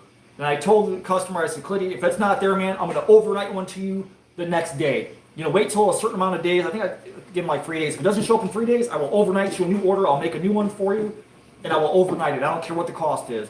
And sure enough, the post office shipped it out. So it's like, with UPS, you can't count on them. I mean, because I like to get my orders out the same day if I can. So if I get an Etsy order in and I see it, I'll get my ass over to the post office after work, box it up, throw in the extras, and get it to the post office so it's in the mail, and I get that customer tracking order details right away. But the post office is the problem. We don't know how long stuff's going to sit, or, if I send stuff overseas like Ezekiel in Australia, it's going to sit in customs for a month. So he knows it's going to be a while, but always get a tracking order if you can, a tracking number with any order that you put out. Let's see. Their mother says he and Genia work as stage setters. That's cool. Victorious Humor. What's up, James? Hope your vacation's going good. Hope the kids are good. Hope you're feeling good, because, man, you went through a hell of a surgery, man. Oh, God. That's still kind of kicking my ass here and there. Drac back for life. Hey, brother. Love you, man. I'm new to your channel. Where you at? I am in Indiana. Northwest Indiana. Let's see. I'm lucky. So the shopping videos, I'm more of a DIY channel, but I like to see what's out there. So all the stores I go to are generally within 2 miles of each other. I hit the strip, and everything I need is right there, like At Home, Home Depot, Dollar Tree, Dollar Days, Dollar General, Big Lots, Michael's, Party City. Finally, I'm getting a Halloween souvenir. So Lowe's. I try and Menards. I try and bounce around and check back with people until they have enough for me to show for like a video, maybe like 8-10 minutes worth or so. So I try and get in there like guerrilla warfare, run in there, take a video, get it out, get it uploaded so people can see where stuff's at, and that way they have the best idea of where to find stuff. If they see something they want, they can check their store in their area or call for it. With the COVID, I feel like, people have, there's days that people don't like to leave their house, and I get it, man, because you don't know what's going on out there. The looting, the stupidity, the pandemic, the hysteria they push on the news all the time. Oh, it's Delta, it's this, a million people died today, the sky's falling. I don't like playing games with people's time, man. Like, for you guys to sit there, and that's another reason I wanted to kind of like thank everybody and do like a live stream tonight, because even now you guys are sitting here watching my dumb ass on the camera. For somebody to take 15 or 20 minutes out of their day or 30 minutes to invest their own time and watch you do a video, that's a lot to ask for. I mean, you're asking for people's time, and time is precious. Time is money. People have families. They got to cook dinner. They got to go to work. They got things to do. They got to be somewhere. They got to take kids to Kung Fu. There's a million things in a day that people got to do. So when people invest their time in you, I think that says something. It's like, man, they really deserve for you to get back to their comments. They really deserve for you to answer their questions if they message you about something you built. So part of that is for me doing the shopping videos. For people who are at home or afraid to go out, man, I get it. I don't blame you. I'd stay home too because the world's a crazy goddamn place these last couple of years. So if I can get in there, get out, see what somebody has, get a price for you, and tell you if the item sucks or not. Like I said earlier, I'm not going to make apologies. If I think something's garbage, MDF wood, and it's going to warp, and you stick it outside for a day or two and it's going to warp, I'm going to tell you it's garbage. If it's lightweight, if it's built bad, if it's built great, I'm going to tell you, man, this thing is awesome. Like the prop hands are great, they're heavy, they're well made. I don't have an issue with putting anybody on blast. If they're going to sell it in the store, they put it in a public place, I can sure as hell give a public opinion. I have no issues praising anybody or knocking their dick in the dirt. It doesn't matter to me. I don't want to waste people's time because if they're going to leave their house on my tip to go get an animatronic or a pumpkin or a set of lights or something they saw at a store, I don't want to mislead them people at all. That's not what my channel's about. I try and be as honest as I can and upfront as I can with everything, so I sure as hell don't want to waste anybody's time. So they've invested time in me. I absolutely do not want to waste their time at all. Thank you, Eric. It was good to see you at AMHC. Buying limits are only as good as the manager's ethics. Well, some managers need to be punched in the face. If I saw a guy wielding 12-foot skeletons out of a store, I'd be all up in that manager's ass being like, what the hell is that about? There's a limit too. And then I would come home and do a video on them bitches. People also have bots watching the 12-foot skeleton instantly buy them. I don't understand. That must be like the YouTube or the eBay bots. Oh yeah, this is what I'm looking for. I don't understand. I'll be the first to admit I am a technical caveman. You guys see how I break shit on my shop? That's how I deal with computers. I'll get a hammer out. Computer pisses me off. I'll give it a knock. I don't understand the whole computer program where you buy bots. As soon as something pops up, you buy it, like concert tickets or stuff on eBay if you're trying to snipe an auction or whatever, like that. I don't understand that shit, man. Just put the work in. Hit the stores. Wander around. See what's where. Do like everybody else does. If you're a true haunter, you're not going to do that shit in the first place. If you're the asshole walking out of a store with 3 12-foot skeletons, you're an asshole. You're not a haunter, because another haunter wouldn't do that to somebody else. If they go home and throw them on eBay for $2,000 or $1,300. John C., I found your channel after watching Alan and looked you up. I've learned a lot, and thanks for saying, just go for it. And do it to give people confidence to use products or to customize a prop. Absolutely, John. There's no reason for people to take something they bought in the store and not change it, or not mess with it, or repaint it, or whatever. Or what materials that I use. If I got something that's weird and cool, what clay I'm using, or what foam I'm using, or what resins I'm using, I always try and put it out there and show you guys exactly what I'm using. And if I can, I leave links down below in my description to say, hey, where to go get it. And if I don't leave a link, man, contact me. Leave it in the comments. Say, hey, Cobwebs, where did you get that resin at? Or what mica powder did you put in there, man? I am more than happy to answer any questions and comments, or find me on Cobwebs and Candlesticks on Facebook, And share your projects too. If you guys are building something, you guys got a cool way or a cool hack how to do something, you know, it doesn't matter. Share it, man, because we can all raise our game. We all become better builders, man. Because like Haunters Share, we literally have the best community, I think, in the world. We share everything. Like, you know, if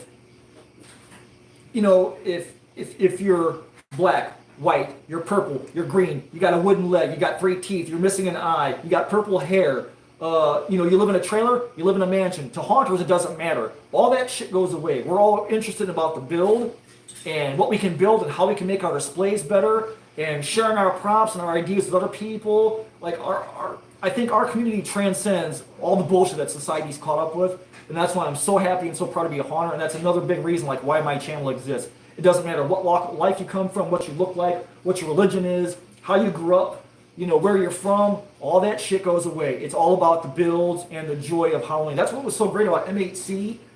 To go to a Midwest Haunters convention and be in a room full of like-minded people, it didn't matter all the cool shit that was there, although that was pretty awesome.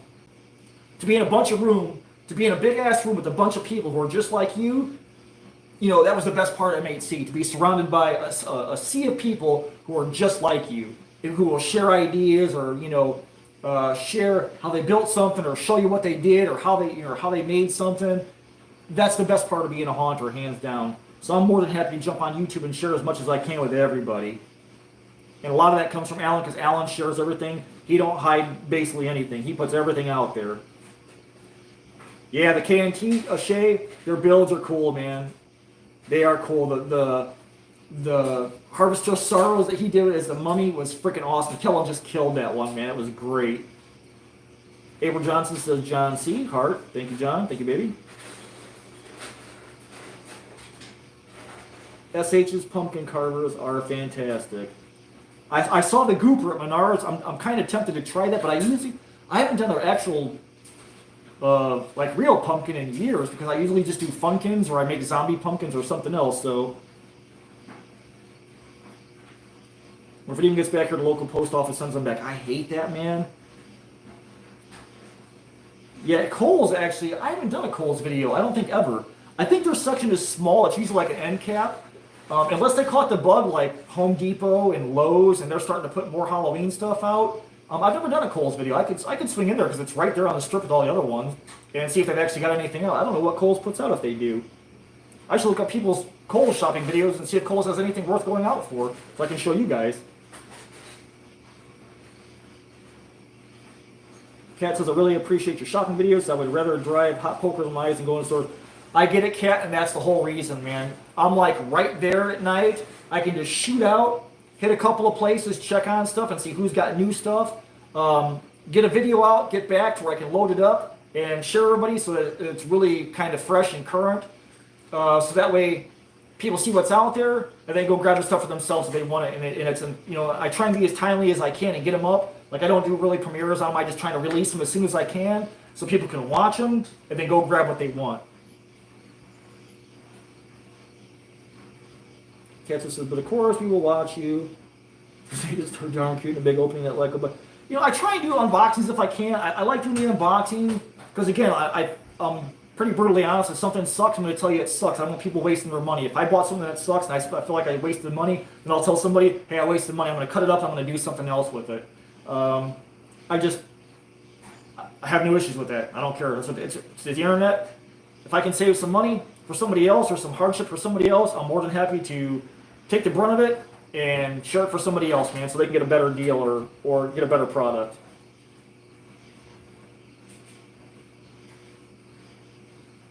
Greg Denler says, I find haunters are more Christians than most Christians. You know, that's what I kind of like about haunters. It's like everything goes by the wayside. We don't be like, well, you know, a guy that we used to work with. There was a mask maker who's gay, and the guy's phenomenal. He does amazing freaking work. Because I'd never buy a mask from that guy. Like, why? Well, he's gay. What the hell does that matter? It has nothing to do with the mask. Anybody's sexuality or where they come from or their walk of life or you know their race or anything. It has nothing to do with that. So why would you not buy a mask from somebody who thought didn't fit into a little box that you like? That's fucking dumb. That person needs to be punched in the face, and that's why we don't work with them anymore. see, I see monsters. There was a camaraderie among haunters. I was so glad to see that there were other people out there like me with monster brains. You know, absolutely I see. Like Alan's channel was a big wake up, you know, because you find so many more people in there who are like you, and you know we like to share our stuff. We like to show, oh man, where'd you get that, or how'd you make them hands, or you know where did you find that mask at, or you know, and we share. We constantly, you know, it's almost like a hive mind, literally. You know, because we bounce through the grapevine and we find out where something came from, or you know, it's just you can't beat that community, and it doesn't matter, you know, like.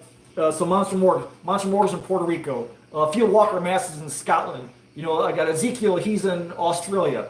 It doesn't matter what little corner of the earth you come from. We all reach out and we all share, which is great. That's like one of the best parts of being a haunter, because it doesn't matter, like, you know, you can ask a question and somebody in New Amsterdam will answer you. It's like, how crazy is that, you know? You could literally go around the world and get answers for the stuff you need, because everybody in some little corner, like, England. England's not big on Halloween, so they have little bits and bobs in their shops I heard of, and they look at our stuff and our videos and our displays, and they're just amazed at how crazy Halloween is here. It's like, man, why can't that be like that in the UK? So I tell them, people, man, go bug your shop owner, say, man, we want more Halloween. You know, bug them. Same in Australia. Halloween's not a big it's not a big holiday there, so they have a hard time getting stuff. It's really small. It's not like we do here. We go big. It seems like for Americans, we go from holiday to holiday to holiday. We go from Halloween to Thanksgiving to Christmas to New Year's to Easter. So we constantly, or Valentine's Day, then to Easter. We almost live holiday to holiday. So it's harder for other countries to kind of catch up to us. And now that, like, with the last, I'd say within probably like the last 10 years, Halloween's like really exploded. With your Home Depots, Lowe's coming on board. I remember 10 years ago, Lowe's had an end cap with a couple of things on it, a couple of little spiders with lights on them, and it was gone like in 3 weeks. It was gone. They sold the stuff off, and so by September, it was gone. Everything they had for Halloween was gone. So now, like, Big Lots and Myers and grocery stores are getting on it. You know, like Menards and Lowe's. Home Depot, a place you go to buy lumber and washers and dryers. You know, they're putting out amazing Halloween. So like, we're really kind of cornering the market here in America, which I'm glad to be an American, because we're in the middle of, we are so lucky to have as much stuff as we have here, and then we bitch like, oh, I could get a 12-foot skeleton. I feel bad for the people like in England or in Australia or in Mexico. It's like, we don't even have a chance, man. There's no way we're ever going to get that, you know? So we've really got it made here, which is another great thing, that we can reach out and share and help our brothers and sisters that are all parts of the globe where we got something, or how we can make something, or how we can get them on par with our stuff, you know? So that's another part of the haunting community that's just great, man. Oh, thank you, Monster Morgue. Thank you, Abdil. I love watching your art. Your murals and stuff are freaking amazing. I've got all your dreads right here that you sent. I've already got a use for them. I'm waiting for a mask to show up, because these are going onto a mask. So I'm going to use that this year, I think. It's like, you know, all I said, all the stuff that, you know, gets passed around, how we share with stuff, or we'll email somebody, or, you know, message them and stuff, you know, it's like, you can almost always find what you're looking for. All you got to do is ask. And that's the great part. You know, if you hit up any of the groups, whatever, ask either me or the trio or another haunter. If they don't know, they'll know somebody who knows. It's almost like the 5 degrees of separation. Within 5 people, you can pretty much find anything you want out there in the whole world that's existed at one time or the other. That's true, Shay. Some people don't get that we obsess over Halloween all year long. Think we're weird, evil, creepy, you know, pagans, Satan worshipers, all that crap. But they don't see what we have to offer, the amazing community we have. You know, I get that too. A lot of people are like, oh, you know, I'm a Christmas person, or I'm an Easter person. You know, and that's great, and everybody has their things. I don't harm anybody. I don't, you know, have any ill will for somebody who's an Easter person or a Christmas person or, you know, a Hanukkah person or whatever. It don't matter to me. That's their thing. Hey, man, more power to them. I hope they can find all the stuff they want and build cool stuff for their holiday. But for us, we just build more. So, except for maybe Christmas people. Some of them Christmas people are freaking out there. Sean says he started haunting when he was 13. Didn't find most of this stuff until I joined Facebook 10 years ago. Had I learned what I did now. You know, Sean, I was like the same way. Man, I've been a Halloween junkie since I was a kid, man. Like, little Halloween, the little Universal Monster books, like in second grade at the library, and watching Spenguli growing up, and always making my own costumes for Halloween because we were broke ass poor. I mean, we were welfare kids. I was in and out of foster homes, so if Halloween came around, I would just make my costume. And man, we would hit the streets. We'd be out till 10 o'clock banging on doors for candy and anything we get our hands on. It was literally like my most favorite time of the year because then I knew I was going to eat too. Yeah, it was junk food and garbage, but at least I know I was going to have a full belly. Like I said, so economic status, it doesn't matter between haunters, you know. So that was always the big things, and I've been that way since I can remember. Literally, I remember being like 5 years old or 4 years old, and my birth mother taking me into a was a Montgomery Wards or something like that. I don't even think they're around anymore. And they had the Halloween costumes out in a big bin in the middle of the table. They were $5. This is like 1970.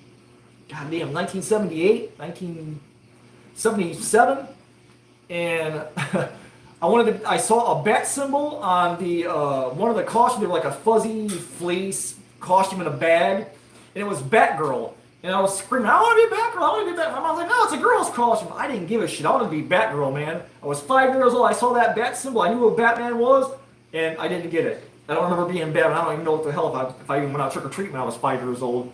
But, you know, I know back that far, it mattered. When I was like 5 years old, I was literally still, you know, just a toddler almost, just above a toddler. So, you know, people who are Halloween people, they just know that stuff. They can't get it out of their veins. It's in there. It's there for good. You're a stuck Halloween person for life. You're never going to change. Nobody's ever going to change you. So you're kind of stuck. You're screwed for life. It's in your DNA. Maureen says, my unboxings are surprisingly fun to watch. My enthusiasm is contagious. It's so great to see you get to vicariously enjoy all your purchases and save me money. You know, Maureen, I do. If I get a product that I've taken a chance on, when it shows up, if it pans out, I'm happy, man. Like, and I've been lucky. You know, I've really not had some real bombs. You know, ordered a product and got it, and they're like, oh man, this thing's garbage. It's crap. I should have never spent the money on it. I got suckered. I got taken. There's things that I know that are coming that are so great. Like this year, I got a couple of more unboxings coming. I got 2 mask unboxings that are coming. If you guys watch all the Trans World videos, I watch those things like a meth head. I couldn't make it. Vic was there. Vic was sending back pictures, and I'm like, dude, I gotta find some of this stuff. So like pumpkin pulp. When I was at MHC, I love pumpkin pulp. They're fellow Hoosiers. I always try and take care of my local haunt family and support them and support small business when you can. Their products are amazing. Like Brian Blair, his sculpts are amazing. His filthy, dirty, grimy ass paint jobs are amazing. I love basically everything they do. I love to own one of everything that Pumpkin Pulp makes. I got a Pumpkin Pulp unboxing coming, and I've got a Beastcraft unboxing coming. I'm gonna do those together. So I got 2 masks from Beastcraft, I got 2 masks from Pumpkin Pulp. One's for Savage, one's for me. So I'm gonna do that unboxing coming up pretty soon, and I'm so stoked. I'm excited to see, because I've seen pictures of what the Beastcraft kid sent me. His name's Sean Topping. The guy's a young guy. He's a great sculptor. His work is phenomenal, and he's selling it through Beastcraft. He is their sculptor. And then, of course, Pumpkin Pulp. And then after that, hopefully before Halloween, if it gets here, I have a Trans World order from Midnight Studios Effects. When I saw their videos at Trans World, hands down, they had the best damn studio there. They were the best studio there. They had the most amazing, beautiful stuff. And I think Beastcraft was probably a close second, only because Midnight Studios Effects had more. They were my favorite 2 shops, stores, videos that I saw for the Trans World videos. And I would watch those over and over. I would pause them. I would go back and try and find prices and look at quality when they zoomed in on something. I was watching everybody's videos. So I've got that unboxing coming up later this year, hopefully before Halloween. And I think that's going to blow your mind. So if you think I'm getting in some of my other unboxings, I've been dying for this one. It's probably going to take 6 months to get here. But that one's going to be phenomenal. I'm so looking forward to that. Even if it happens after Halloween, I still don't care. Because at least I'll have the stuff. See, Demolo says, Mexico citizens make a caravan to get Halloween supplies down south in Texas, just like they do for Easter. Oh, that's awesome, man. That's cool. I go across the border, too. If I knew Canada had shit, I'd be taking a drive up north. And Lloyd's church has a Halloween party. Lloyd, does your church do trunk or treat, or do you guys just like bang out the basement and fill it up with animatronics and a big party and punch bowl and all that stuff. Because trunk or treats are pretty big here. Like here in Indiana, our weather sucks. Like one year we had sleeting rain on Halloween. So our shopping mall that was up north said, okay, they announced like the day of, everybody come to the mall. You can trick or treat at all the stores in the mall. So you bring your costume to the mall and you go store hopping and trick or treat at all the stores, which I thought was totally freaking cool, man. Because our weather sucks here, we could have like sleeting rain or ice or snow or freezing rain on the day of Halloween. A lot of our churches around here will do trunk or treats. So everybody pulls up, they deck out their trunks or their cars and put animatronics out next to their vehicles and stuff. And so if we get a nice day, they'll watch ahead, they'll schedule it, and then we'll have trunk or treats. So all the kids can go around with their costumes, get candy and stuff. Because like in my area where I'm at, it's kind of rural. I've been out of the city for 20 years. So we have a really small neighborhood. So April makes really big ass treat bags for all the kids. And we, like in our subdivision, everybody gives out whole candy bars, whole cans of pop, bags of chips. I give out magnets, let the kids pick a magnet off the board. We do whole treat bags. Like my daughter goes around the block, she has a little pumpkin, and Savage gets a whole pumpkin full. So everybody here goes real big, and they give out lots of stuff, which is really great because we're kind of a small community. When she gets older, I'll probably take her to the bigger places, to the bigger subdivisions, and let her trick or treat. But I like being here to see all the kids' costumes and hand stuff out. So. Yay! Yeah, I know.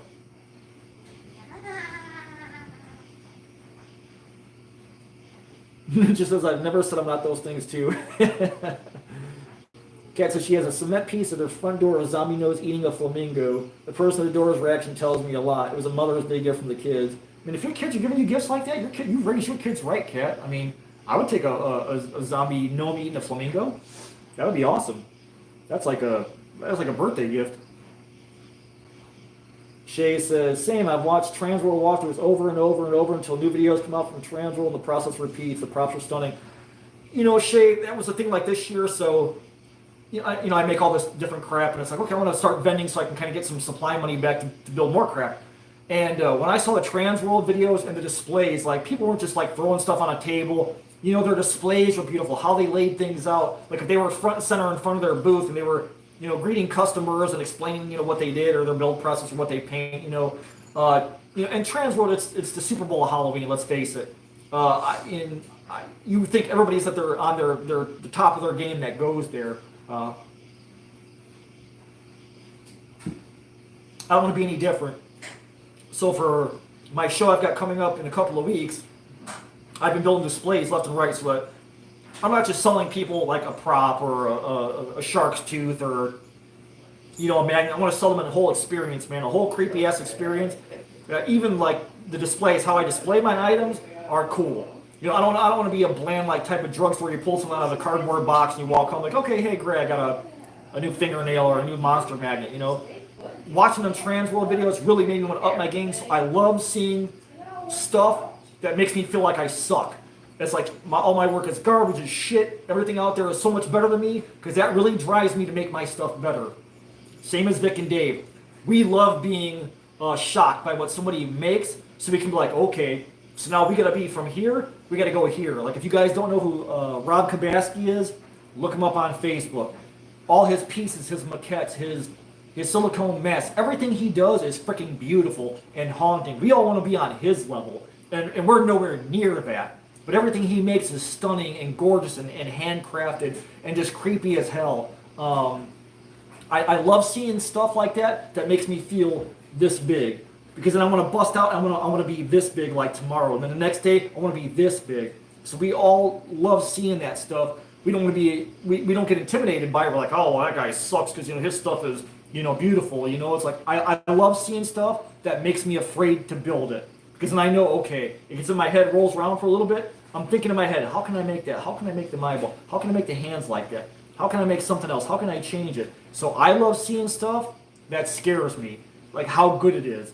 Because it makes me want to build even better and really, really up my game.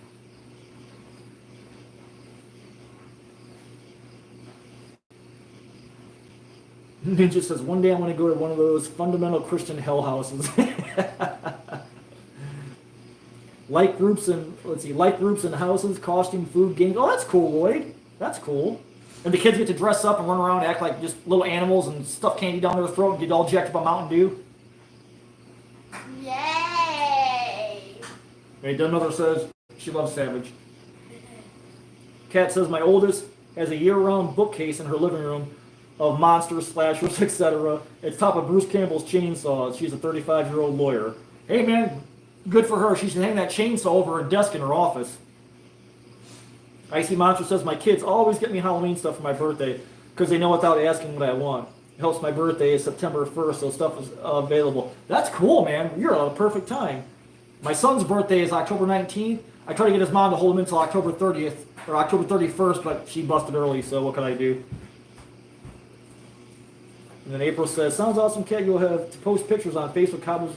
Actually, Kat has. There are pictures. I know Kat posted somewhere of her daughter's house. I remember seeing that picture.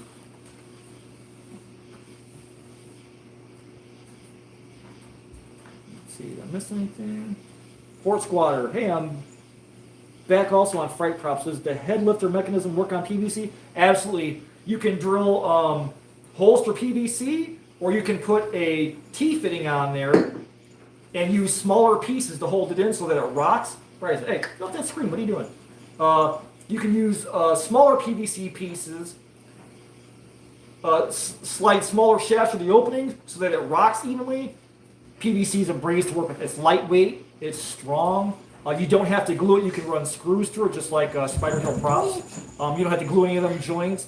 So PVC is the king. So like, you know, like if like say you guys like with the nun question earlier, oh, where can I find a cool nun? You could probably build yourself a cooler nun that you can find in a shop somewhere. If you can find a cool mask you like or a cool head, build a body out of PVC, man. I built my grave digger is on PVC. My witch is on PVC, built on a PVC. My 6-foot headless horseman has a PVC skeleton. I love using PVC. My zombie trick or treater is a PVC skeleton. PVC is always a go-to because it's lightweight. You can tear it apart, take it down. You can change it if you want to add to it later. You can cut it apart, splice it back in. Man, PVC is probably one of the best building materials. Although right now it's hard to get. You can buy PVC in 10-foot sticks. When I go to my Menards, all the 6-foot PVC is gone. It is just gone. Rows and rows of it, every size, gone. So unless you got an 8-foot truck bed, you gotta buy 10-foot sticks of it. So if I had my truck bed up and running right now, I go get 10-foot sections and just hoard it somewhere.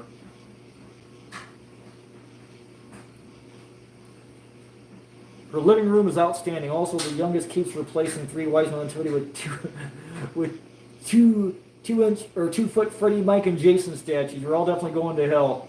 If we're all going to hell, that's a compliment. Is there anything on Fright Props that can give left to right head movement? Absolutely, Fort Squatter. A reindeer motor. You can put a reindeer motor in the center and put your shaft sticking up, and it goes on a clockwork. Rotation. All you got to do is hook a rod from your head, bring a rod down from your head. That's fixed. And when the clockwork, and hook it on an L bracket to your reindeer motor, it'll move your head backwards and forward because it'll rotate on the reindeer motor shaft when it goes around. Just fix it to the head, and that'll make your head move left or right. And then some of them you can buy. Some of the Fright Props reindeer motors come with controllers, so you can control the speed. Now, a lot of times in your motors, it'll tell you 5 revolutions per second, 3 revolutions per second, 9 revolutions per second. The higher the revolutions, the faster the motor spins. So Fright Props, I think for like $100, you can buy a reindeer motor with a controller, and you can turn the dial to how fast you want the motor to move.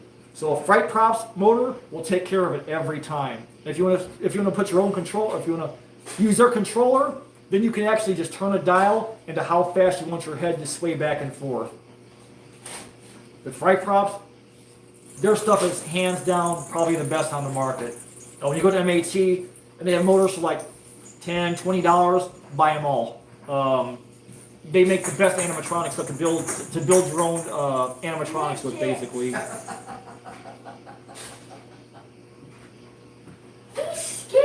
I've never been able to fit 10-foot PVC in my Firebird, even with the T-tops off. I've had an 88, and I have a 79, which was T-tops, but I had a hard top back on it. So if you can get 10 foot in yours, I'll try that with mine. From dash to trunk, it fits. I'll be damned. And rebar too. Yeah, like I get my rebar, Home Depot. They have it in back by the builder's desk, by the cinder blocks and all that stuff. I like to just rebar stuff down, tombstones, and I like to put PVC pipes to the bottom of my feet. Like if I do a full size prop, I'll just run PVC to the feet and I'll rigid foam it in, a PVC pipe right in the boot or the leg or whatever, and just slide it right down on top of rebar. That way it sits there freestanding, it doesn't move around. It may rock a little bit, so you may have to weight your prop a little bit different, but you don't have to have like a skeleton or a shepherd's hook behind it, or you can just set it right on top of rebar, hammer it down, drop your props on there. And then for people who ask questions like, well, how do I get my props from being stolen? So if you put rebar in, obviously you got to lift it up high enough to get off the rebar. If they're going to make off with one of like your props or animatronics, those damn dog leashes, the corkscrew dog leashes that screw into the ground, you screw those into the ground and then run a chain or a cable through that thing up to your animatronic, it's not going nowhere. Nobody's going to have the time to sit there and run around 30 laps around a dog leash corkscrew to get an animatronic off it, unless they've got bolt cutters to get through a cable or chain. So I love those dog screws, if you can get them like at Menards or the pet section, or even old banged up ones at yard sales that are all rusty. Buy all of them. If you're worried about your props getting stolen, buy the dog leash corkscrews that you screw into the ground because they go down like this damn far. Nobody's going to make off with your stuff. Run a cable through it, run a chain through it, and then you can actually lash your stuff down to it, strap it down to it so it doesn't move in the wind. And all you get sticking up is a little triangle that's on the top of that thing sticking out of the ground because the corkscrew's down on the ground. So people always ask about their props getting stolen. Dog leash corkscrews. Buy them at Menards, buy them at pet stores, buy them rusty and dented at yard sales. It's the best investment you'll make if you're worried about tying a product down or a prop down or keeping it from getting stolen.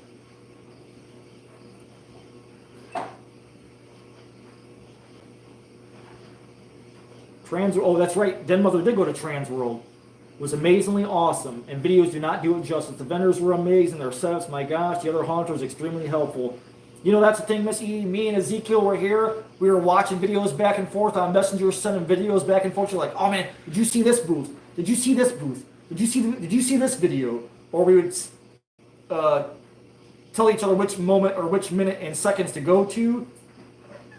We were like zombies for like a week. Transworld videos, Transworld videos, Transworld videos. It was insane.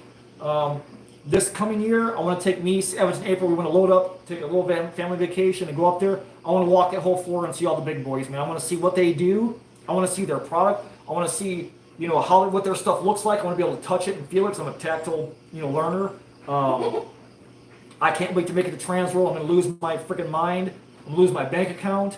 But it's going to be worth it all in the long run because I'm going to learn how to become a better builder, how to display my stuff, and then just how to act with customers. I'm not really a customer person, I'm a builder person, so that's the great thing about M8C is I learned a ton. Not so much just like from vendors, just watching how people set up, watch how they interact, watch what they brought to Transworld, watch how they set it up, watch how they made things. If I picked something up, was it wonky?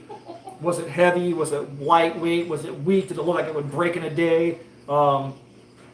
I learned a ton there, man. A ton in M8C. So just to even go to the trade shows, you learn so much because there's so much stuff going on. You can just soak it all in like a sponge. Okay, we got webcam chat, hot girls and boys. Hot girls and boys. Hot girls and boys. Okay, are they gone? Hot girls and boys? Okay. Ninja says you can bring your PVC cutters and chop down the length. That's true. I actually have a set in the garage. They said they would cut it down for me there too, but it's like I was just in a damn hurry. I was doing a video. It's like I gotta get this thing uploaded. I'm not waiting around for somebody to cut this stuff into 5-foot sections. Oh boy, hot singles in my area. Yeah, I know. Shay says, my dad used to turn on a slight electric current through his props at night, so if you try to steal it, receive a little shock. Man, I'm all for the cow fence, man. If you can get an electric fence up around your like graveyard or something, oh man. I've been lucky. I put a lot of stuff out. I've never been robbed here. Nobody's ever touched anything. Nobody's ever stolen anything. All right, see, I would beat it so they can see my face. So in my neighborhood, I'm lucky. I think if somebody did try and steal something, a neighbor would turn them in or call the sheriff or something like that. Be like, hey, there's some guy out there screwing around in asshole's yard trying to take off his gravedigger or something like that. So I'm really fortunate where I live, the neighborhood I live at. You know, we have a small crowd for Halloween. We got a really good community around here that's pretty tight, so they're always watching for, you know, odd cars in the neighborhood or whatever, so that works out pretty good here for me. Yeah, we got a spammer in there. It's all right, Den Mother. They'll bounce out.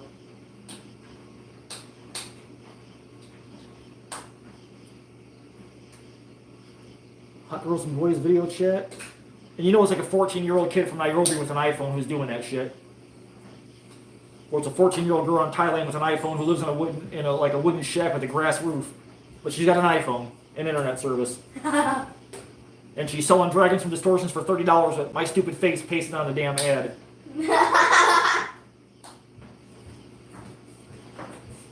Yeah, I'm sure it's a bot. Freaking scammers. That's an idea, Stanley. Why not, man? Use the huckleberries on there, the huckles. It chain right through them. In fact, speaking of coffins, I was so shocked. Like, you guys ever seen Tombstone? Like, it's freaking epic. And everybody's walking around with like Doc Holliday saying, "I'm your huckleberry, I'm your huckleberry, I'm your huckleberry." Somebody put a post like on Hunter's Hangout or something like that. That okay, so the side of the they're called huckles. That's what you pick up, like the pallbearers use them. You hold the huckles to carry the tombstone. It's a casket, or the tombstone. It's a casket, or there's a coffin. On caskets, they have huckles. So when Doc Holliday was telling Johnny Ringo, "I'm your huckleberry," he wasn't saying "I'm your huckleberry." He goes, "I'm your hucklebearer," meaning I'm going to shoot you and kill you. And that just blew my mind, and I was totally shocked. I had no clue that that's what he was saying in the movie. He's like, "I'm your hucklebearer." He's not saying "I'm your huckleberry." He's saying "I'm your hucklebearer," meaning I'm going to be the guy who shoots you in the head and kills you dead. So I thought that was just mind-blowing, man, because it was such a badass movie, and Val Kilmer was badass in that. I just love that freaking movie, man. So chain them bastards up. If you get a chain to a bush, make that sumbitch carry your bush out to get that coffin out of your yard. Here, I'll go get you some. Put the dots to the side. I could do that, but I probably won't. Oh, what the hell? I'm buffering. What happened? I bought tea. They're only $1. So I won't sit there. Why not? I want to just taste it. Taste it. Did you put something in it? No, You did, didn't you? I didn't. No. In the hell, No. Thanks. No, smell this one. Yeah. Look, unopened. we are buffering, I think. No. Smell. Not today. I don't want any more.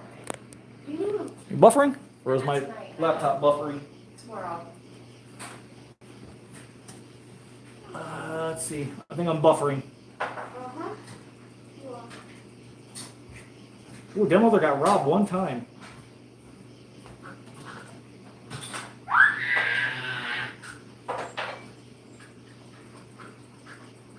No, my screen, the laptop's still buffering, So is the... so my face is frozen.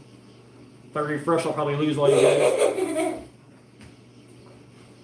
I just see my stupid face going, oh, like a freaking zombie. As long as you guys can see me, I'm cool. I can see myself on the phone. Go do that over there somewhere, like far away from me. How long have you seen this in years? I don't know.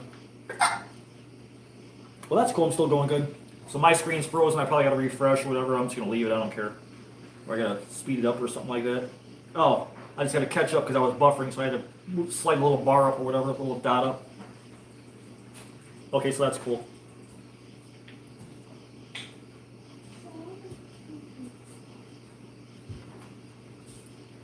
It's okay, Cass. It's okay. You're here. So it tends to start causing a buffering issue starting around 6:30. Too many folks on the internet. You know, I've actually got really good in service installed. We run broadband before, but now we got fiber optic in the neighborhood. So our router is on one end of the house, and unfortunately my workshop is on the other end of the house detached.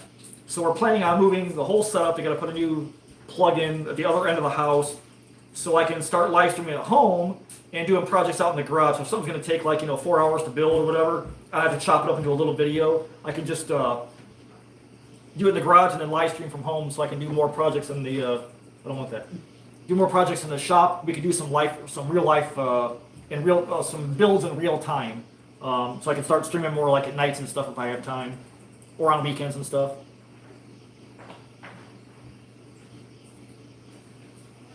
The pumpkin behind me, is that one of the ones with the face that we saw in your new vid? Which one? Oh, Shay. Oh, this one? This big guy, Shay? This one, like the day after I filmed my haul video, man, I bombarded Home Depot. I got some stuff from Joann's. This is actually a display I took that display out of Home Depot. I had to crawl into the little barrier and get it because they didn't have any on the shelf. Yeah, that's not in my haul video. I got that the day after I filmed my haul video. I started picking up some stuff. Like I went to Joann's, and I got a really cool ornament I showed earlier. I showed Lloyd's ornaments. I found this really cool skull bowl at Joann's. It was like $25 normally, and I think I got it for, what the hell? Maybe it was $30 or $40. I got it for like $22. I thought, man, that's a hell of a deal, man. I mean, that's a sturdy bowl. I want to repaint it probably, put some more stain on it, make it more filthy and nasty. But I thought, man, you can't beat that for like $23. That's a freaking steal, man. How much? 23? That's expensive. No, it ain't for a whole resin bowl. Expensive. 23? Yeah, Joann's has some cool stuff, man. Just the fucking prices, man. Like they just come out guns blazing. Like, ooh, they got good skellies too, but they're $100, and they're already 50% off for the time and place. I guess that's their brand or whatever. So they're $50. But then Target, Nick again messaged me that Target's gonna have the crazy bone style skeletons this year. I just hit Target on Friday. They had everything cleaned out for school supplies, but they had no Halloween yet. I think they had a couple bags of candy. So I'm going to be in there next week. I'm going to be at Target. I'm going to finish my Ross video. I'm going to be at Halloween City. I'll probably do Party City. They didn't have much out. They didn't have the masks and stuff out, but it looks like they got set up. So next week I'm probably going to do another 3 or 4 videos or more. I got one more. Let's upload it. I'll probably release that one tomorrow because I'm sure people are sick and tired of my freaking stupid face popping up. Oh, shopping video, shopping video, shopping video. But I don't want to hold on to them too long, so that way people can get out there and get the stuff they see if they want it, you know? Go. I'm a T-Rex.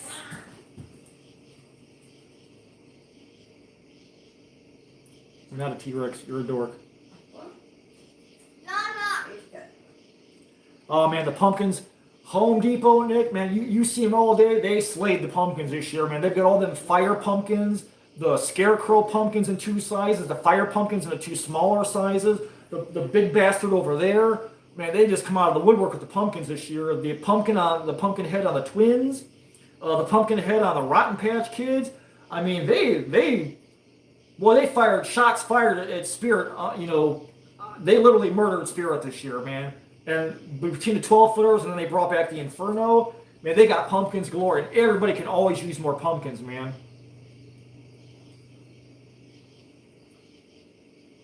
Oh, that's Miss April's. The scales. I thought it was cool in the store, but I thought, well, I probably just painting on something. April's like, why didn't you get that? So I went back and I got it for her. It's actually not. I mean, it's a good sized damn pumpkin. And this guy was $24.99. I think I did show this in my haul video. So I think he's gonna stay on the table this year. She is savage as hell. Of course, that's probably 95% of my DNA in her. So. Yeah, Nick says you can ship the skeletons for free. So if you want like 10 skeletons, oops, send them to the house. Target ships for free over $35, I think, is what Target's deal is. You gotta start buying candies. You're tired of running out. We have that same problem here. That kid eats freaking candy like it's going out of style. Hello, Joe. Shay says, just noticing the tablecloth. When I find this here for my dining room, I'm really picky about patterns, though. This one, I think, is... I mean... It's 2 tablecloths. Well, yeah, it's 2 tablecloths. Shit, I got a gold one underneath. Was that from Joann's or... I don't know if this is Joann's. Michael's? Or Michael's. Maybe even Meyer. I don't know. Yeah, possibly even Meyer. It's just a spiderweb tablecloth. I think I have another one that has bats on it. I think I have another one that has bats on it, too. So I got, we worked on it, so I'm starting to deck the house out inside before I work to the outside. So I was working here today, and I got a bunch of, all my shrunken heads are up on the chandelier. I'll show you guys. So I worked on the chandelier today. I usually put like One Eye Willie in the chandelier or whatever. So I got a whole setup of shrunken heads up there in the chandelier. Let's see, now I probably jacked the camera all up, didn't I? Alright, that's cool. So yeah, I'll probably do some more tomorrow. Then I was pouring some resins and stuff today. So, but I figured that's the first time I've done that. I usually spread my shrinking heads out, but it's like I got 4 more at Transworld this year. That guy with what's his name, Dennis. I can't think of his damn store. It's on my Transworld, or it's on my M8C video. I mean, that guy had so many cool freaking masks. Vic spent a fortune with that guy. Got a ton of cool stuff. The Collector's Den. That's what he's called. Dennis at the Collector's Den. And he also has a YouTube channel called The Collector's Den. He had 4 different shrunken heads. Me and Vic bought all his shrunken heads. You can never have too many shrunken heads. I'm going to actually even make some. I'm going to sculpt some someday. And hopefully by next year, I'll have my own shrunken head. So I got a Spirit Halloween one. I've got all the Ghoulish production ones, which you can get online. I've got David Quinn's from Monsters Alive. I got one of his shrunken heads. I got 3 of the Dead Rabbit Studios shrunken heads up there. Those are freaking awesome, man. Lloyd, you make a shrunken head, Lloyd? With all the stuff you make? I'm surprised. I don't know if I've seen a shrunken head with you or not. But I think everybody should make a shrunken head, man. You can never have too many. All right, Ninja, man, I appreciate you swinging by, brother. I appreciate it, man. And thanks for all the tips. Hardly anything out in New Jersey right now. They're always slow. Could take one of the jets in the end next week. You know, surprisingly, like my buddy Michael over at Happy Haunting, he used to be the Best Things channel. His videos are all like 3 weeks ahead of mine. Like he's in Georgia, so Georgia must have every goddamn thing out. Like in Ross, at thrift stores, at Target. He did a Home Depot video like 3 weeks ago. Like, damn, Michael, like, how do you get everything first down there, man? I think because Georgia's so big, maybe it's closest to the distribution center for Home Depot and everything else down there. But his videos are always like 2 weeks ahead of mine. So anything I filmed, Happy Haunting has already had it 2 weeks earlier, and he's moved on to different stores.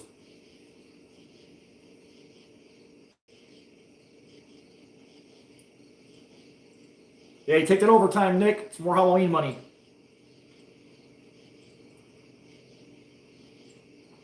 Shay said, yeah, I love Halloween decorations for all year round and seasonal purposes. Halloween tablecloths are more for me all year round, though. I get away with as much as I can with the boyfriend. Hey, if you can kind of like flip him and get him full-blown Halloween, because, I mean, some of the stuff, like, that's why when you go into a store and I see, like, if I'm doing a shopping video or even if I'm just shopping by myself and I see a sign or a cool, like, pillow or a cool runner and it says, Happy Halloween, or let's keep it creepy.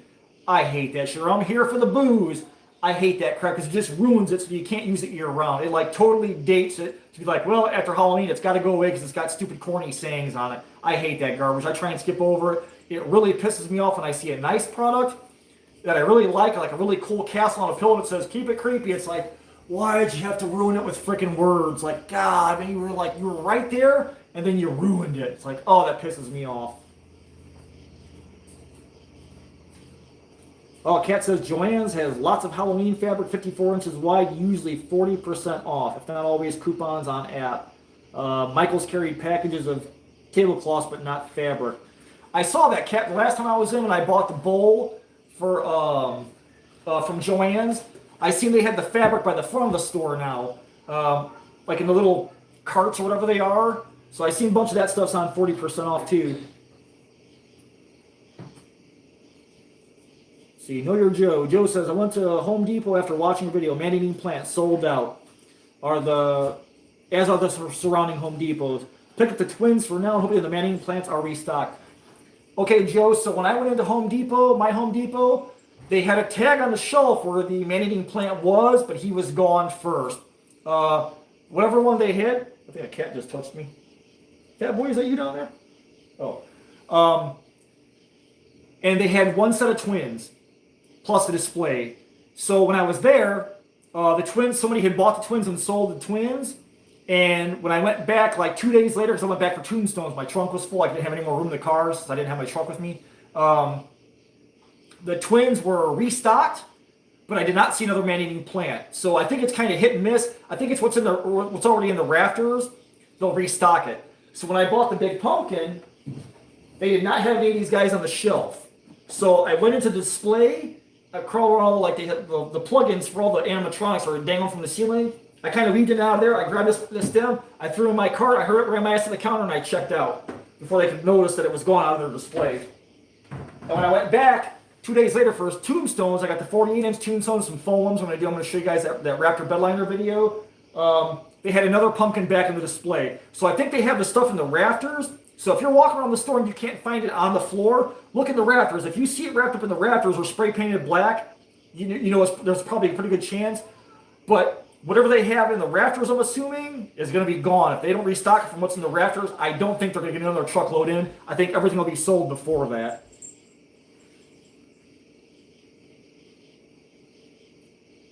See, Den Miller says, back in May, she won a bat wind chime from Happy Haunting. As per usual, I had issues with shipping.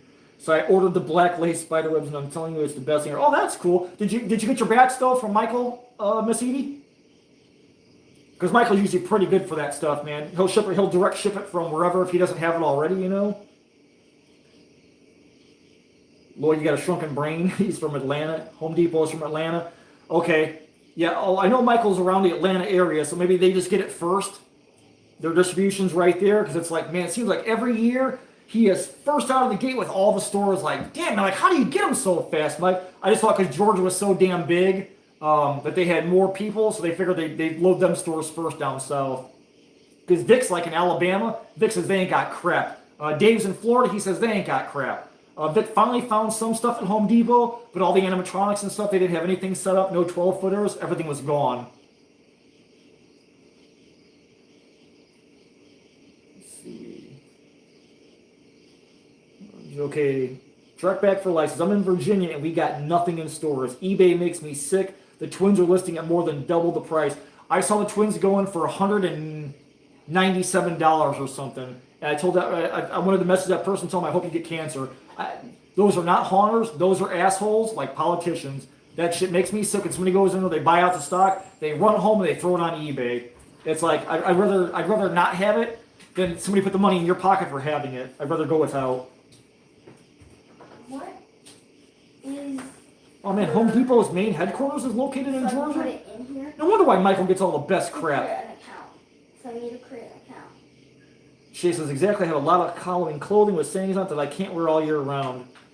You could, but it's like, you know, if you just have like a pair of tights with just spider webs on them, you can wear them year round. But if it says like, oh, you know, Happy Halloween on there, it's like, oh man, it just so freaking ruins it. Like it just ruins the holiday dates. That I hate that stuff.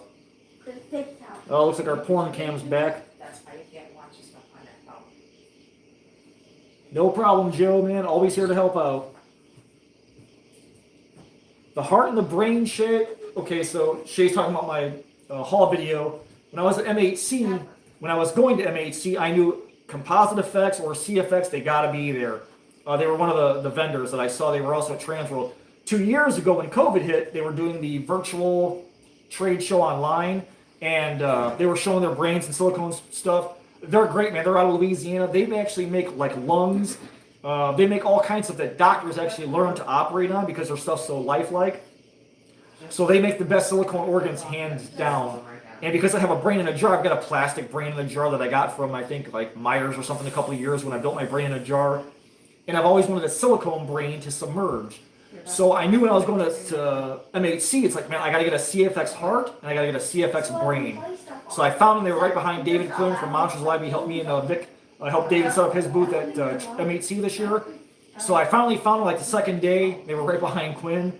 I ordered my heart. I ordered my brain. And the guy was real cool. I was like, yes, and I'm going to submerge it. So is it going to be okay, like the silicone in water? And he's like, yeah, he goes, we even weight them differently. We can weight them for like heavy. We can weight them light. He goes, you can totally submerge it in water forever. It'll be fine. Won't color change. Won't lose paint. So I'm like, man, got to have that. Got to have the heart too. So this year for my brain in a jar, I'm going to put a pedestal in there. Put the silicone brain in the jar. And then the heart, I'm going to put in a jar next. So I think what I'm going to do is, I found a $5 jug at Home Goods. I showed in my video the $5 jug. I think I'm going to perma-blood and splatter it around, and then once it fully dries, I'm going to stick the heart in there so you can still see it. Because I don't want to cover up that heart with a bunch of perma-blood. I think it'd be kind of a waste. It would kind of cover up their beautiful product. But man, their silicone organs, CFX or composite effects, hands down, stunning, man. Great stuff. It just feels gooey in your hands.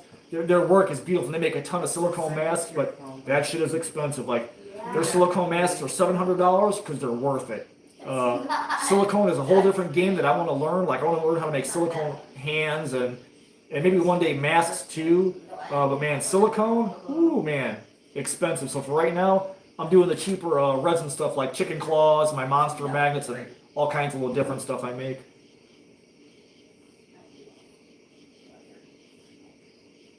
Oh, I bet, Shay. I mean, you could totally throw makeup on those and deck them out, and make them even cooler than they already are. March. Amazon said my address wasn't valid, but then, you know, me and how much my, oh man. You know, 1970. last year when I sent you all that silicone coasters and all that resin stuff, Miss Edie, that seemed to get you okay. 1970. That stuff arrived, so I was happy about that. I'm just surprised that this last box I sent you didn't make it. Now it's floating around.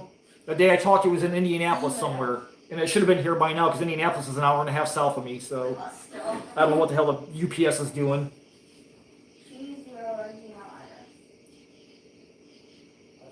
Oh yeah, my brain, I told myself I want a heavy brain.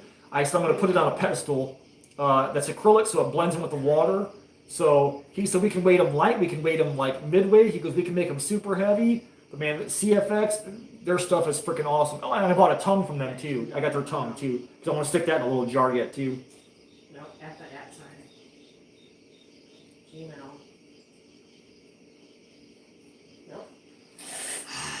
Cat, man, I tell you, CFX, if they are that realistic, they would be great birthday presents for my youngest. She's a doctor.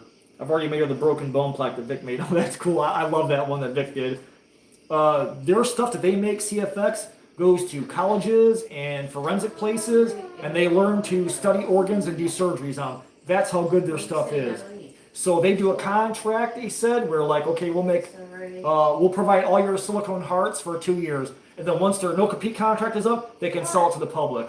So anything they sell has been in a college somewhere or been used by doctors as learning and teaching aids. So their stuff is phenomenal, man. It's beautiful stuff. Yeah, it's pricey. I think the brain was like 110 or 115 or 125. I think the heart was a little bit cheaper, or it might have been a little bit more. But I think I got all that for like 220, 235. My whole order was, I think. But it's silicone. You know, latex breaks down. What do you want? Willow grapes. You know, 15, 20 years, latex starts to break down. If you put it in the sun or the cold, like you guys see my zombie snail. Oh man, that poor zombie snail. I love that prop.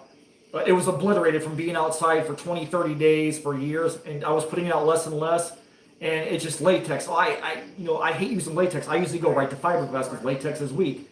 Yeah, latex has its uses. You know, you put a mask, you take care of it. Sure, you can get 25, 30 years out of it, but it's always going to break down. It's always going to return to its natural properties because it's petroleum. So I tend to try and stay away from latex stuff if I absolutely can.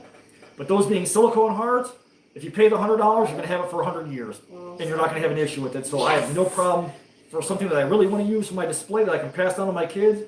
No issue. Versus paying like $20, $30 for a latex one, I'll spend $100 and get one that's going to last a lifetime, at least my lifetime. You know. Shay says, haven't done it on my channel yet, but I make Halloween masks with paper mache and liquid latex. Flexible and malleable outcomes. I want to get into silicone though. Man, me too, Shay. That stuff is. It's crazy. Like when you feel the masks, like at the conventions, or like there was a guy in my M8C video who did a silicone shrunken head. I mean, just touching that stuff, it's so soft, it's so malleable. It's like, man, you know, that's why it's expensive, and plus it lasts. Now, for actors, I hear like a lot of bad things. Like, yeah, silicone mask fits you like a second skin, but getting it on, getting it off, you sweat, it doesn't breathe. Well, so does a latex mask. But then, like, when it tears, you got to be careful with it because it's thinner than a latex mask. You know, mask-wise, I would just foam fill it and use it. Use it as a prop. Because you're going to spend $700 on latex mask, and you can send it back to, like, CFX. If you buy a CFX latex mask and you tear it, you can send it back to them, and they'll fix it for you, and they'll send it back to you. All you got to do is pay shipping. So I think that's really cool, as long as you're not ripping them off your head, you know? This phone number to your account. Use across school services. Den Mother, I love that snail. Back when I bought my house in 2000, I think like this month I've been in this house for 20 years. I moved in a month before 9/11 happened. So I moved in, and then 9/11 happened, and the whole world freaking changed. So I've been here 20 years. Like a couple of years after I got here, when I started building more props for home, putting stuff out and decorating the yard, Zombie Snail was my first big prop that I bought from Fright Pops, and the Count, the Dracula that's in my shop with the foam Dracula. those were like the first two big things I bought, and I've still got them. And I love my zombie snail. And once it started to crack, and I was putting out like, oh man, the latex is starting to go. The sun's killing it. The frost at night. I can't put her out anymore.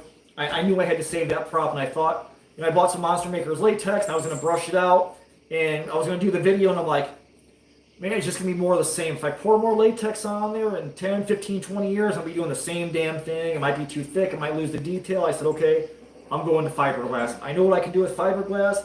I'll fix it that way. So I fixed my girl. I'll put her out on Halloween day now, but I won't put her out overnight anymore or in the sun or whatever. I'll put her out for one day for Halloween, then that's it. She comes back inside. I just love that prop, man. I got all up in Scott Bibus's ass like, dude, you said you were going to bring Zombie Snail back? Like, what happened? Well, COVID happened. They were getting ready to re-release it and bring it back. And then COVID happened, so orders were up and down. They didn't know if they made it, that it would get sold, and then they're sitting on a bunch of products, so I get it. And then I hit him again. He saw my video, and I hit him again on Instagram, and he's like, he goes, it would be pretty cool if we made a saltwater version with all the spikes and stuff on it like yours. So I'm sincerely hoping that he wasn't lying to me or just like tugging at my heartstrings. And I'm hoping that Fright Props goes ahead and does put out a saltwater version of the snail, sort of like my rehab, with all the big spiky, bumpy shell in there. I told him, dude, if you put that out, I'm probably going to buy two. One to display and one to keep with my zombie snail with Gladys. So I'm kind of keeping my fingers crossed that maybe by the end of this year or early next year, we'll see some new zombie snail coming from Fright Props, I hope. If not, we should just all bombard Fright Props email. You can get a hold of Scott Bibus on Instagram, or you can find him on Facebook, and just email him or message him day and night for a new zombie snail. Because I think we can honestly badger people into making the stuff that we want. That works. Kat says she just moved into a new house and they have that playroom, baseball room, office they decorate for themselves. Keep upstairs for normal visitors. I wouldn't have normal visitors at my house. Screw them people. Oh, you're Joe. Joe says he also picked up a bubble flogger. Oh, they fobbler. They make fobbles. I seen those. I want one so bad to put in my witch's cauldron, but the not Fright Props, Froggies. They're like $500. It's like, oh man, $500 for one night. Like, I think Party City or somebody makes one for like $100 to put the fobbles out with the fog-filled bubbles. Those are so awesome, man. I want one of those so bad for my cauldron. It was a big hit. I hope this one works as well. Maybe in a cauldron. That was my total idea, a cauldron and lights. Kara Walker. I don't know if you guys follow Kara Walker. She was on Hunter's Hangout a few years ago. She's the one that made the old deep sea diver helmet tombstone, the anchor tombstone. She makes big pumpkins. She's got skills, man. The girl can make some shit. She made a big 12-foot arch this year. She just bought one. She's on Instagram under Kara Walker. I think it's Kara Walker. Pretty simple. I think she's on like a Making It TV show they just made on TV. They don't have like channels anymore. We don't have DirecTV, so I'm just watching all the free stuff on Roku. But she's amazing, and she just had a fobble machine in her house, and she hit it on the kitchen counter. She was letting it go blow bubbles in the house. I thought, man, that thing is so freaking cool, man. I'd love to have one to totally freak the kids out on Halloween. I'm gonna look into that fobble machine and see if I can't make that happen.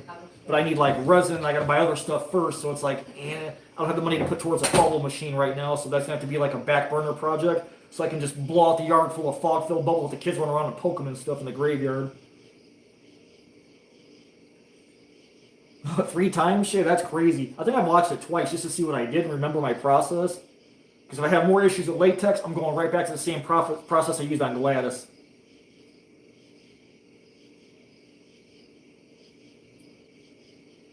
You know, if it was a zombie, like, prop, I probably would have left it because I think the cracks look cool, man. I would have just ended up doing like probably like an alcohol wash on it to get down there and fill them cracks out, then hit with some 2X clear. Flapjack named him Bob. Oh man, I didn't mind Fred. My groundbreaker's Fred. Know your Joe. How do you deal with vandal stuff when setting up your way before Halloween, or has that been an issue with you? Joe, for me, no.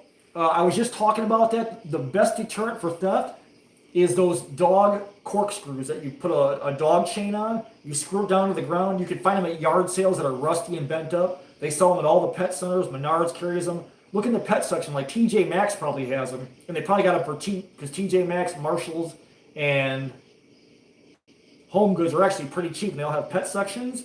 Buy those damn corkscrews. Screw them down on the ground because they go down like a foot. And then run a chain or a cable or a strap, especially if you get an animatronic. And even for a wind, if you put something outside that's kind of like top heavy or whatever, you can always corkscrew in the ground and chain it down or cable it and put like a padlock on it, and that'll keep people from running off that because nobody's going to sit there and run around 30 times to get that damn corkscrew out of the ground holding a prop. So always use the dog corkscrews for dog leashes or dog chains. Oh, what's up, 1980? Had a bubble fogger and the thing was so temperamental. Really, was it that bad? They look so cool. I don't know if the cheaper ones are as good as the Froggies ones, because the Froggy ones, they just pump bubbles and stuff out, man. They look insane. Like I said, they're $500, man. It's like, ooh, right now, like Halloween coming up and my show coming up, it's like I got to buy materials, so it's like, it's not going to happen this year. But if I can find a cheaper version, I'd like to find a cheaper version and still make that happen this year. Home Depot has the bubble fogger for $79. I knew somebody had it. I didn't see it in the store though. I thought it was. I want to say it was Party City, but I could have been wrong. What's up, Captain Cactus? I really miss Tara Lairs. She could also make props like nobody's business. Zombie snails kick ass. Oh man, they totally do. I love zombie snails so much. I've had that prop for so long, man. Oh, like I said, it was one of my first big props. It's like I'll have that thing till I die. And it'll be passed on to my kiddos. Damn, Joe, you got a part number and everything. I'm going to look that up on YouTube later and see if somebody's got a demo on it and see how it works. I did notice that the Froggies one, it's a big unit, which will probably fit in my cauldron, but it shoots at a 45. So I'm afraid that it's going to, if I can't tip it back, it's going to blow bubbles into the side of the cauldron. I need something that tries to shoot out of the cauldron, out of the top of it. I don't care if my swamp gets all slimy and sticky from bubbles juice or whatever.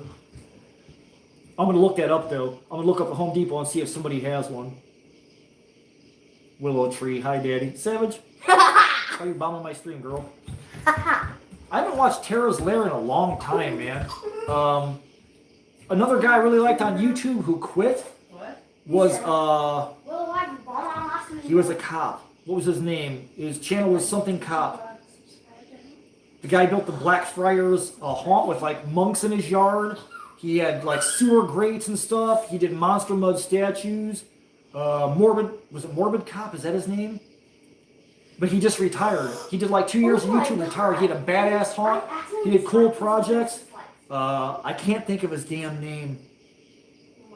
His channel's name is something cop.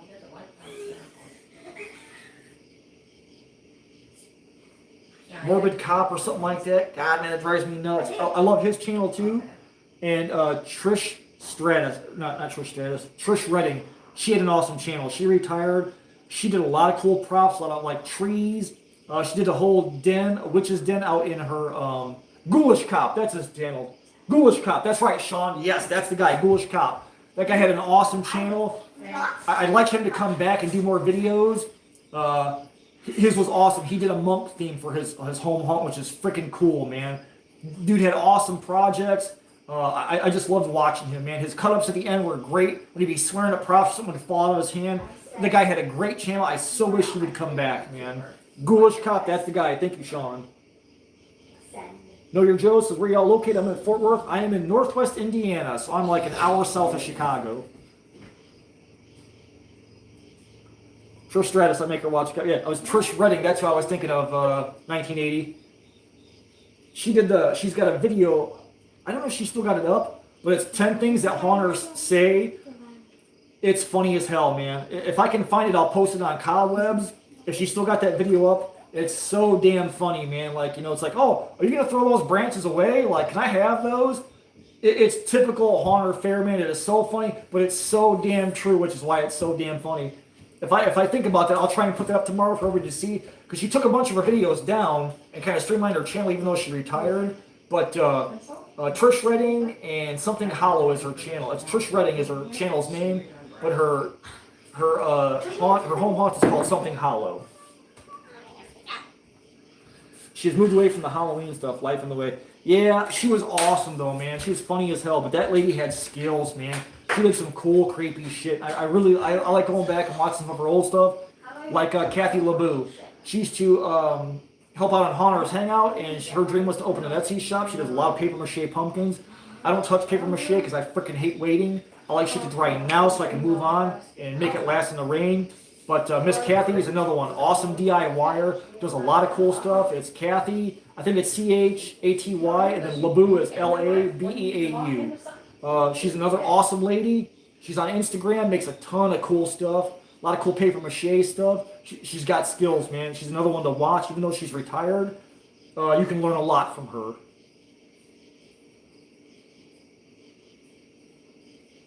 Let's see, could have been the juice. Takes a while for the bubbles to work and float. Maybe it just needs to heat up or temper. The outside temperature may affect how the bubbles react or how they come out. Let's see. Shay says, were you nervous to repaint your zombie snail at all since you love her so much as a prop? I get that with my favorite props and repainting when they need it. I don't want to mess them up. I did, Shay.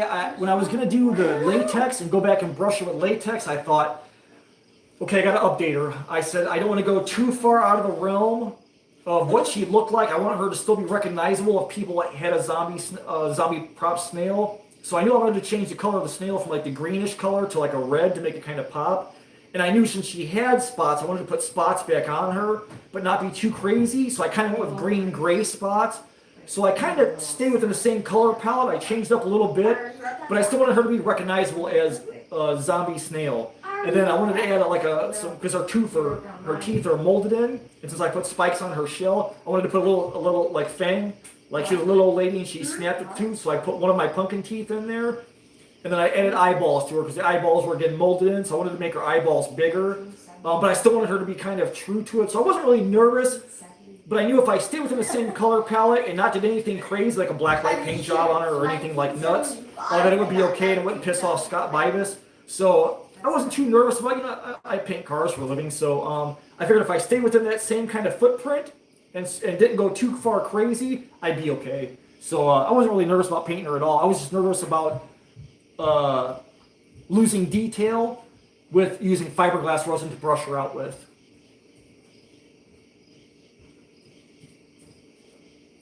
And then Kat saying for most of her terrain buildings, she's a customer being bags of trash full of TP centers, toilet paper cones, and all that stuff. Weird shaped little plastic things. You know, I do it too, Kat. I use anything to kit bash. If I find something, I'll throw it in a drawer. Hey, I could use this for something later, or a piece off of something, use it for APOC, or use it for, you know, whatever. I got drawers of goofy odds and ends that I don't know what I'm going to do with, you know, that they come in handy, you know. I use them like plastic gears. Like I'll take a gear off of like a big block Chevy off a cam gear or something like that. Like, man, I could probably mold this and use this for something. So I make gears. I had a whole bunch of gears hoarded up that I made when I had like overpours from like fiberglass resin or whatever. I had a whole bunch of, and I could put mica in fiberglass resin too. I had a whole bunch of excess gears molded up. I'm like, man, when I did my, the birdhouse that I got from you, when I did the Tin Man birdhouse, I'm like, you know what? I'm going to use all these gears I got stacked up. I'm going to use them as the steampunk version of that birdhouse. And they worked out great. I used them as like vertebrae in his neck. I used them as eye sockets and stuff for the corners of his jaw. They worked out great, man. I think I still got a couple floating around too that I can use for like other APOC projects and stuff like that. Savage, I'm not giving you $10 for that. You are not my favorite YouTuber. You are the best YouTuber. She's brown nosing. Huh? You're just brown nosing with that now, girl. You're spreading out pretty thick. So you said I'll get $10? I said, you're not going to get $10. I'll give you a high five. That's all you get. Trying to butter me up. I need you just want to go in the store and get something. I know how you are. I like it, cat G. Whatever. Yeah, Art Lady. He just retired. He was done. I don't know if he still does his home haunt. I don't know if he's still doing the Black Friar theme, if he just got busy, if he got tired, if he got burnt out. He just sort of quit. He said, okay, my channel's ending. I'm done. I think he's on Instagram. I found him on Instagram. I found his Black Friars logo or something on there. I don't know if he's active or not, but I follow him on Instagram. I'm kind of still on Instagram because I'm not really tech savvy or media social savvy. But Ghoulish Cop was awesome, man. Yep, cat. I still got that birdhouse outside. I got baby songbirds to come in there, like literally like within a week of me putting that thing outside. I got the cutest little songbirds in there. They were little tiny little things, man. Every time I'd be doing a video, I'd hear them outside singing. It's still outside. I'll probably bring it in for winter time, but come spring, it's going right back out, right outside my shop door. And I'm going to build a body for that guy too. I got some big block Chevy control arms from a SS Chevelle. I've got a clutch from a Chevelle. I got some Camaro parts. I'm going to try and weld him a body together and then put that birdhouse on top of the body. Put him outside my shed. Joe says, do you have a method for using indoor animatronics outdoors for extended periods of time to keep them from being ruined? No. I know most animatronics are prone to frost and ice, or if you breathe on them wrong, they will break. I don't put any animatronics really out. Well, I'll put them off the day of. So like when I did my jumping snake, that I took the spirit jumping spider, and I put a Missing Finger Production snake on the end of it. That guy I put out for the day. I don't think I have. Mostly it's just static stuff outside. If you're gonna do like say my the Infernal Reaper, I'm gonna build him. I'm gonna put him outside for the kids. I'll probably put him under the eave of my garage. I'll put him out the day of Halloween. But for stuff like that, man, with the wind and rain and ice, even if you're in Southern California where the weather's beautiful most of the year round, most people still build like little mausoleums for their animatronics, or they'll put like clowns. They'll put them in a ticket booth. They'll build some kind of enclosure for them to keep the majority of the wind and rain off them and run them, you know, for maybe like 2-3 hours a night so they're not being on off all night. Like Lloyd. Lloyd's got some of his in a witch house, in a little witch shack. Some of the stuff was on his porch, like in an enclosure on his porch. So I would say if you're going to put an animatronic out, I would most definitely build some kind of PVC frame and house around it, or maybe like Steve has one of his animatronics from Grimwood Hollow in a wishing well, so he's got a little roof over it. So if you can kind of build it into a scene where you can put it like in a little enclosure, I'd say that's the best way to keep yours out for like say 30 days, 40 days. It's going to make people harder to steal it because it's going to be in an enclosure. But I would say some kind of like enclosure to house it, either like a little mausoleum, a wishing well, a circus tent, something like that, or at least a good overhang where you're not going to be out in the weather, or if rain's going to come down, it's not going to come down directly on top of your prop and soak the motors and the electronics that goes with it.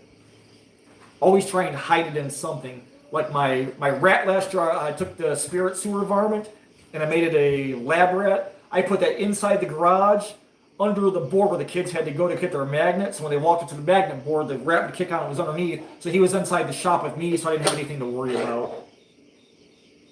I have my own YouTube channel. Mm-hmm. I do. Maybe one day you get 1 million subs like me. You don't have 1 million subs. Not yet. Okay, so Den Mother says, I was wondering if you ever got birds in the birdhouse. I sure did. Like a week after Shay, it was awesome. They were little, I don't know what they were, if they were finches, whatever, but they were songbirds. They were tiny, long beaks, and they had babies, and they'd be out there singing all day. It was freaking awesome, man. Because every time I'd be in the shop working, I could hear the babies and the mama outside singing. And then she'd be up in the tree, like out in the yard, and I'd hear her singing down to the other bird, like maybe her mate in the house. It was totally freaking awesome. I figured I would get no birds in there this year because all the fumes from the paprika and fiberglass and resin and all that stuff I pumped into that build. But they sure as hell went in there, and like a week later, I saw like straw and stuff sticking out of the eye, and I thought, oh man, either Savage put that in there just to mess with me, or there's birds in there. And then like the next day, there was a whole bunch more in there. And I thought, oh man, they're building a nest in there. And I said, did you put all that crap in that bird's nest? She was like, no, So I did get birds in there. It was cool. How do you like to be in between two people?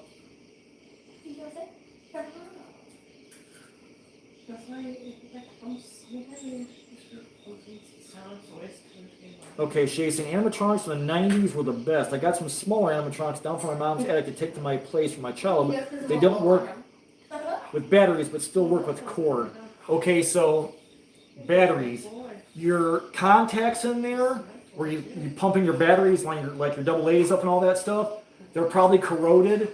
A lot of times, if I do that, like anytime I get a new prop that has batteries, a battery compartment, and or a plug-in, I always take dielectric grease. You can go to any auto parts store. I keep it at my shop. Like anytime I put a bulb in something or a taillight in something, I dip it in dielectric grease and I plug it in the socket. Yeah. The contacts get corroded, and batteries, if you leave batteries in something for too long, they'll swell up and they'll make that white crusty crap. It eats them contacts. If you take the battery compartments out, okay, I sandblast mine. I just don't give a shit. I'll take it to work and I'll sandblast it, spot blast it. A lot of times, if you take the contacts and you take a Q-tip and you dip it in peroxide or white vinegar and soak it and then rub those contacts clean. You can use a little bit of emery cloth, a little bit of sandpaper. You just want to get it back down to bare metal and clean up any of the contacts so that a battery can touch, because they kind of just daisy chain together. Peroxide works and white vinegar will work, or it doesn't matter. You can use apple cider vinegar. It works the same. To clean those contacts, then your battery should work, because all it is the contacts are broken from being corroded from either being, up in the attic in humidity, either flash rusted. A little bit of sandpaper, emery cloth, and then clean them up with some peroxide or vinegar of any kind on a Q-tip. Usually that'll get your batteries working again for a plug-in prop or for a battery compartment prop. But the 90s were way better, because like if you bought stuff from like that store in the mall, Spencer's. So Spencer's became Spirit Halloween. In the late 90s, like I would go to the mall, they would have a store open with all Spencer stuff in there that Spencer sold, plus the animatronic stuff and like different stuff that you see that ended up being in Spirit before it became Spirit Halloween. So I would go in there in the mall all the time to look for that Halloween store in the mall, because Spirit would just run an empty store space and put all their stuff in there, plus a bunch of extra crap, which is great. But those were always built a little better, like the Crypt Keeper and all that stuff. Those were always way better until they started mass producing that shit in China, and now it's all flimsy brackets, flimsy plastic gears. It's just, they're not made to last. What's up, Larry Hughes? Man, it's been a while, brother. I haven't seen you. Okay, Jason, with anything like that, especially with fiberglass, it has to spend some time off-gassing. That's true. That's why I thought there was never going to get birds in that house yet. Well, I never thought about doing paper, because paper is porous, so it'll absorb scent. Charcoal, yeah, I mean, charcoal definitely wouldn't hurt, because they put that in filters and everything else, even in paint filters. Like my respirators have charcoal filters in them. I could actually probably take my old charcoal filter pads out and put those in animatronics and stuff like that. Or like some of my old books, I hoard books. I love antique books. I just love having books in hand. I always put baking soda, those little baking soda boxes, you tear the top off and stick those in there, because they eat scent too. Or like some of my old books, if you get them and they're real bad, they smell horrible, I'll put it in a bag, I'll sprinkle in Arm & Hammer, and then I'll throw it in the freezer to kill any, like if there's silverfish in there or mites, whatever. And then baking soda works great too.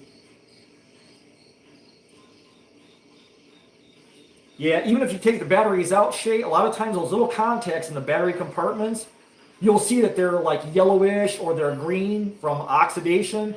Man, Q-tip and peroxide, or Q-tip and apple cider vinegar or vinegar, clean them contacts real clean.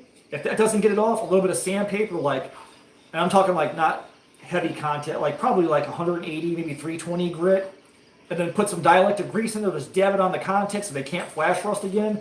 That might get your batteries working again for those if you want to put batteries back in them. Wow, dear mother, what animatronics do you have from the 70s and the 80s? Oh, that's right, 1980, pencil eraser and cornstarch racks cleans copper. Like, remember back in the day, like when you had a racetrack, like a slot car racetrack, they used to tell you, like, when the contacts in the track would get worn out from the little thing on the race car that kept it on the track, you take a rubber pencil eraser and you clean your tracks with the eraser, and then you brush off all the dustings from it, and that'll clean your contacts so that your race car will go around the track faster again, because it picks up the electric current after you clean the tracks with the pencil eraser. Wow, she's got dancing. I have a dancing werewolf. I want to bring it back from the 90s. He's hardest to work while plugged in, but completely dead with batteries. He probably just sucks a lot of juice. His joints may be kind of like, plastic breaks down. It's harder to move. At least with an electric, when you're going like direct power from an outlet, you get more power that way. The batteries might not have enough juice in them to move like the limbs if they're gummed up, or if the plastic's starting to wear a little bit, or stretch or shrink. Because like even resin shrinks over time.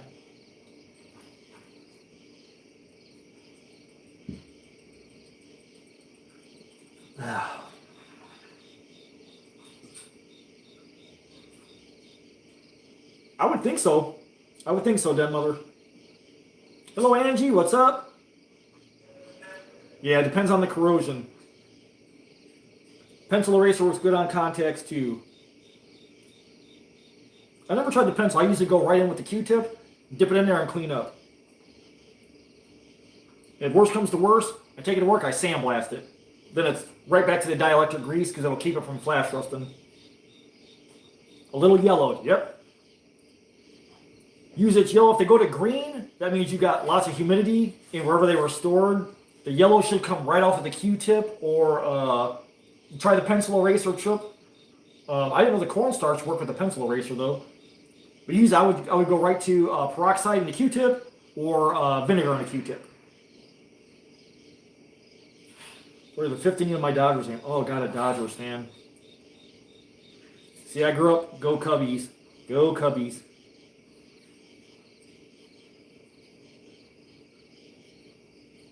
Chris Taylor.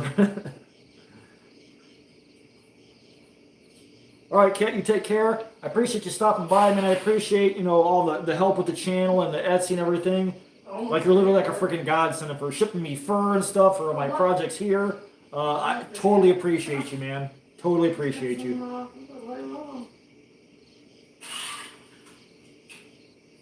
Yeah, Kat's freaking awesome, man. She's OG Etsy. When I was trying to figure out, people were kind of bombarding me like, oh, the Cobwebs, I want a magnet, or, how do I get this? And it's like, man, I had no idea about websites or how to start a website or do any of that crap. I'm like, okay, I got to do some damn thing so I can get these magnets out to people and stuff. And Kat had Etsy, so she gave me a lot of tips and pointers, and just been a big help for me to get my stuff on Etsy and listen. I've actually sold a bunch of crap off Etsy. So in the end, if I get stuck on Etsy, I just go to Kat, because she's like one of the OGs. She said she was on there since it started. So she knows all the little tricks and tips on how to get your stuff seen and how to list your stuff, and how to do the shipping and just all the weird shit that comes along with having an Etsy store. So one day, hopefully, I'll bump up to a website, and then I'll probably leave some stuff on Etsy because I think it's like super cheap. It's super cheap advertising. So, like for Etsy, especially you, Shay, since you make stuff, if you have an Etsy store, it's like 20 cents a listed item, and then it goes up for, I think, 90 days or something like that. If it doesn't sell, you can re-up it for another 20 cents. But like you get your little title in your store, like I just put on there, hey man, trinkets built by Cobwebs and Candlesticks on YouTube. So for 20 cents, if I have one item listed, I can put my YouTube link up there for 20 days. So it's totally like free advertising, cheap advertising. So if people come into your Etsy store looking this up, oh, if he's on YouTube, I'll check out his YouTube channel. So if you jump on Etsy, Shay, link your Etsy store on there. And as always, man, don't be afraid to post your videos, old videos, new videos. Constantly post them in Cobwebs and Candlesticks. Pick up some subscribers. Share your stuff, your art, makeups, anything, man. Just post it up on there and get some subscribers, so eventually you can work up and get monetized on your channel. So 1980 says he used a pencil eraser and a SIM card when it was acting up and fixed the issues. Pencil erasers are made with cornstarch. Really? Pencil erasers were made with cornstarch? I had no damn clue. You say you're drinking zombie beer. Oh, it's Free Floyd's Zombie Dust. I love this stuff. I get them once in a while. They're expensive. This is like $13 for a 6-pack. Usually I get for like 12. But it's Free Floyd's. It's pretty hoppy. It's got like a citrus taste. Man, I love when it's ice cold. This one's kind of warm now. But yeah, Zombie Dust. Plus it's got a killer Death Knight on the damn bottle. And on the 6-pack, it's freaking good stuff, man. Use them, an MGD guy, hands down, Miller Genuine Draft, ice cold in bottles in the summertime, nothing better. But if I see Zombie Dust, I'll pick this stuff up too, because man, it's a lot more stronger. But I love having one of these on a hot day too, like after cutting grass or screwing around the yard, whatever, when it's hot, and sit in the back of the house with the zombie dust or an MGD. That finishes the day right there.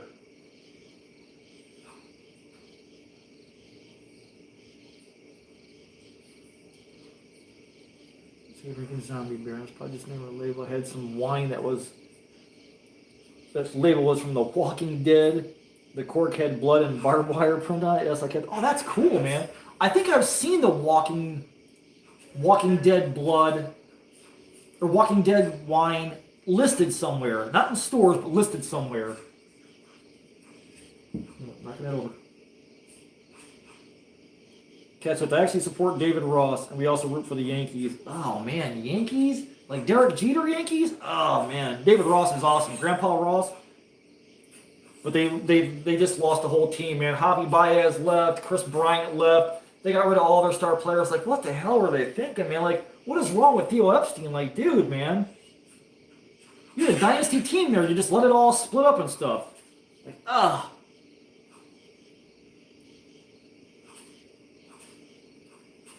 Etsy's not too bad to start out with, Shay. I mean, it's 20 cents a listed item. You pay it up front. It's cheap advertising for your YouTube channel. You can put your YouTube channel under in your store's description, whatever. And you can test the waters that way. Then you can kind of see what people like, what they gravitate towards what they look at in your store. Somewhere in the biometrics of Etsy, it tells you what items people clicked on and looked at. So it kind of give you a better idea of what colors or items or anything specific about your product that people like. So it's a good start. I think it's a good stepping stone before you jump up into a website. So I don't try and use it as much because I'm busy doing other things. So it's I need to after this show is over, I'm going to put some stuff on Etsy because I'm kind of hoarding up all my stuff now for the show. So my Etsy store is probably empty right now. I don't even know what the hell is listed in there. But I've been making locks. I've got all my bats made. I got a bunch of bats made up. I got them packaged up, so all these guys are going up to the show with me. So this one's glow in the dark. Then I'm taking 10 bats with me. I'm taking candy apples. I'm going to take some zombie fingers. My whole keychains are going up there. So I got a bunch of crap pre-made that I can load up on, take up there and vend, and then see how it goes, what people like, what people hate, what they'd rather see, what they'd rather have, what colors they like. So by the end of the month, I should know more, hopefully.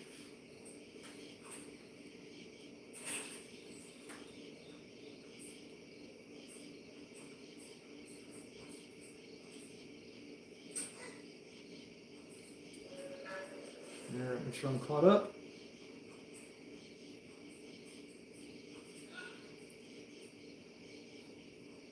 And Shay says, I gotta say, man, I've been following you for a while, but first time I came to one of your lives, Lowe's community, what you got going on, so support of Lloyd. I try, and that's another reason why I love my channel. It's like the people you meet, and you kind of network, and you kind of draw people in. And even though I don't have 1 million subscribers, and I'm not, some big channel who, they can just put a video up of somebody eating a sandwich and get 100,000 views.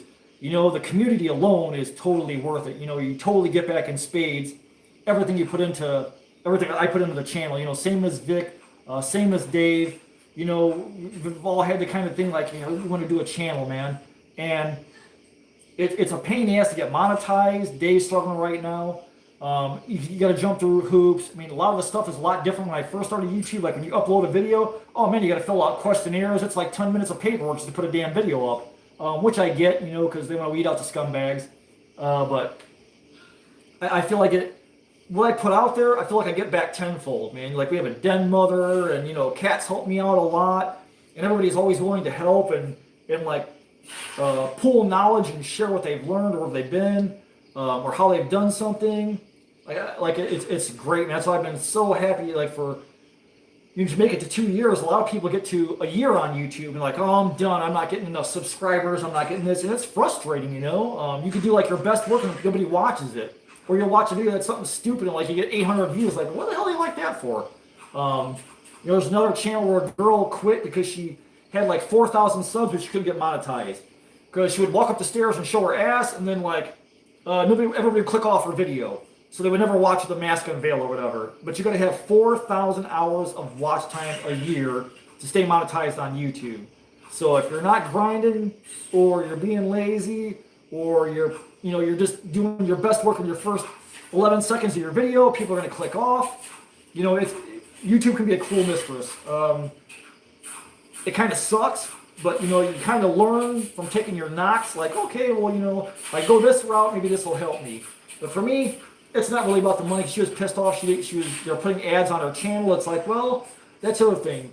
If you're under 1,000 subs, you're on YouTube's platform. It's their platform. They want to put ads on your videos and make money. They're going to do it. So it's kind of like their ball game, their rules. It sucks, yeah, but you got to take the good with the bad too. So until you bump up your content to where you can get it and get people kind of hooked to watch you, you're just saying, hey, here's my mask.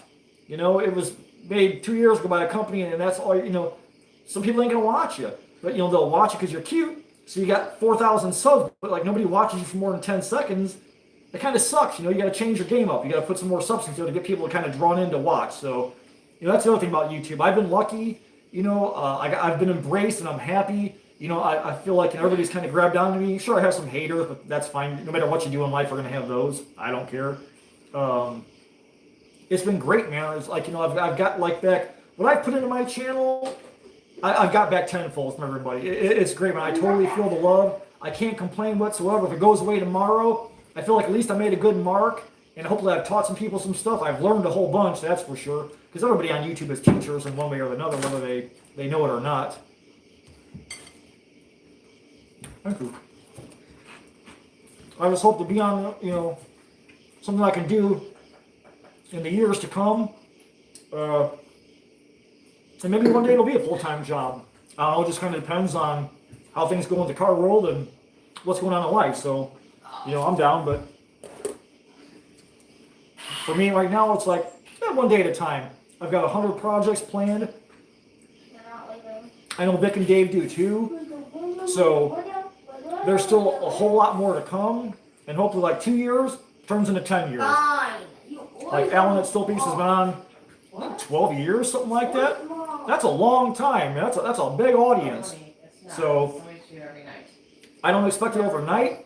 I know I got to put my work in to make people come to watch what I build, and I'm fine with that. However long it takes, I don't care. I'm in. I'm going to keep making videos. I don't mind doing the shopping videos. I'll keep doing those if people like them. We'll show what's out there. So, especially in today's times, I think it's more important because the COVID, the pandemic, the hype, the BS, all the crap. If I can go out there and make somebody's life a little bit easier, get in the store, get in and out, show them what's there, they can go grab it for themselves, then I feel like I've done my job. I've given back to the community, and I've given back what they've given to me. So I'm more than happy to do those videos. Good.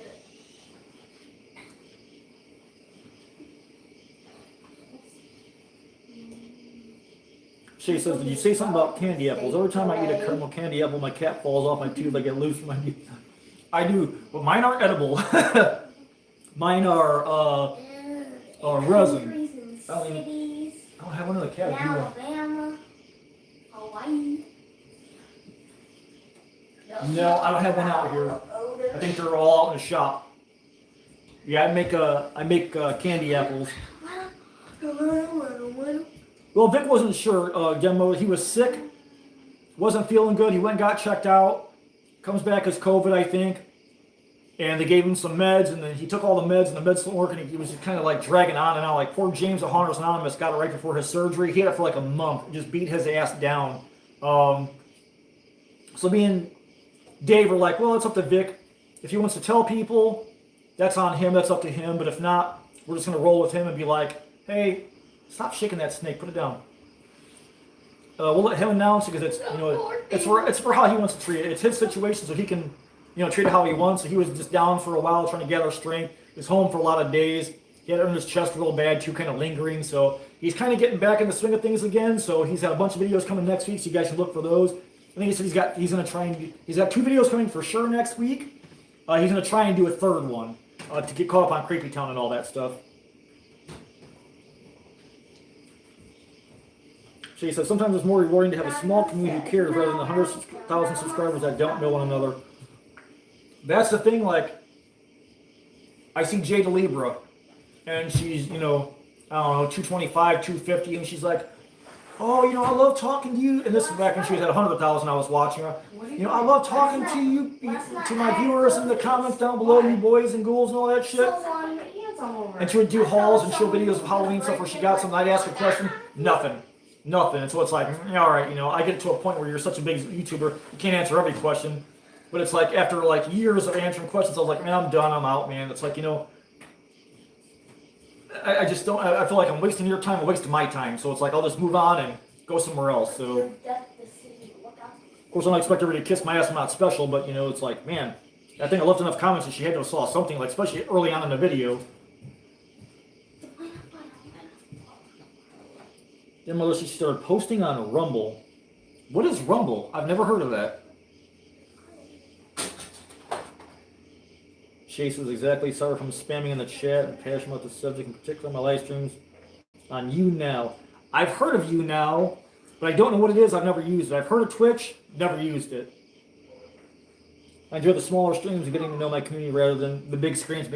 Yeah, I mean, like, it's funny, like when Alan's on Stilt Beast, even if he's busy or he's got to run to the house or get something or go to the car and get something, we all just talk amongst ourselves. It's like a little family in there. Like, we all know what we're working on, what we built last, what we bought from somebody, who's doing what. I mean, it's literally like being in a room with like 50 friends, you know, and that's great. I mean, some of these bigger streamers, you know, like if you're in a stream and you got 300 people in there and comments are whipping by, you know, like ticker tape, or like, man, you can't get a word in edgewise. You don't know who half these people are in there. But you know, like in Alan's live streams, you know, there's a good community in there where we all kind of like network and we just talk amongst ourselves. Now I'll be like, so like, okay, you guys just talk amongst yourself. I'm going to go upstairs in the rafters and get something, you know. So we just all go on back and forth together, and it's like a little vacation. That's sweet heart.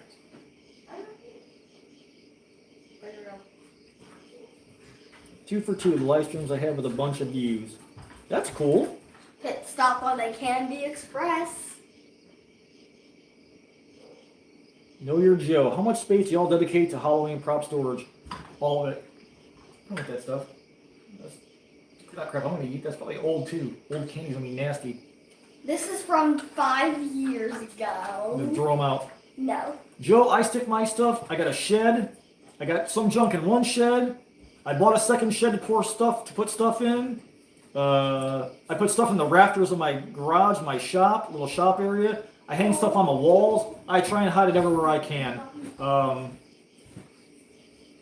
Mostly sheds though. Shed works good. You get it up off the floor. Or sometimes I'll take stuff to my shop at work. Like a few things here and there I'll put up on, because I got ceiling to floor shelves up in there. Storage is always an issue, so I'm always kind of weird, like the 12-foot skeleton. I could have bought one. I had my chance. It was right there on a cart. I could have just drug it up to the counter, but I thought, you know, where the hell am I going to put this thing at? When I get it home, the box is like it's the size of a damn refrigerator. And then Nick, Plastic Ninja Nick, told me, he's like, oh yeah, he goes, you can store the arms and legs up in the chest cavity, get rid of the box, it breaks down to a lot smaller, manageable piece. And I'm like, well, I don't know, it's like everybody thinks that the 12-foot is cool, and it is cool, but I don't have mine. You know, I don't have one, so I don't know if it'll so much fit my haunt or not. But it's like, I think about it, but then I think like, man, where am I going to store that big bastard? Or you buy the boat, the ferryman boat, it's huge, it's cool as hell. But it's like, man, where am I going to put that damn thing for the other like 11 months of the year? It's like, until I get myself a bigger pole barn, I don't have the room for the big stuff. So that's why I kind of build a lot of my stuff. Or if I see it in the store, like I really held back this year. I haven't bought a whole lot of stuff in the stores until Home Depot. Because I figure, well, I can make that myself, or I can buy that down the road, or, you know, I can make a version of myself that I can store easier or make lighter or make better, you know. 1980 says he went to 3 different spirit stores. He noticed they have different items in different stores. Videos also I've seen also have different animatronics in different vids, all 2021. I think so. I think for Spirit, I was told that all the last year's animatronics ship out. They get rid of all last year's stuff before they start putting in the new stuff. So before you see like the new Wacky Mole, the new Mr. Dark, and the new Buzzsaw, they're going to have a lot of last year's stuff out first. And bigger stores, like the store I went to was so small, they didn't even have the pumpkin display. And you couldn't see the pumpkins on the conveyor belt. They had a sign up that was 6 feet tall that said the factory on it, and that was it. And I'm like, man, this sucks. They were in a low ceiling dress barn, and I thought, there ain't going to be much in here. If you watch my video, there's some cool stuff in the video, but they didn't have nowhere near the whole supply of the other stores that I see in some of the other videos, like all the skulls and all the tombstones, all the animatronics, the whole factory set up, the gel floor you walk on. And they had all that crap. So I think it's depending on the size of the store, and that's what you get. They don't ship you any more, and they ship you a little at a time. I think it's like 1 truck a week, maybe, if that. For the bigger stores, maybe more. I think it's all in distribution, just like you said. Monster Madness, I'm still live? Awesome. I don't even know what time it is. Oh, shit. 10:01. I've been on for 3 damn hours, jacking my jaws. You know, I'll go a couple more minutes, and I'm going to go get something to eat and chill out. What's up, Ross? No problem, Joe. Oh, Ross, I was watching Drachenfang again today. Man, you guys with the paper mache, oh my god, man. That's a lot of damn work and a lot of time to wait for drying.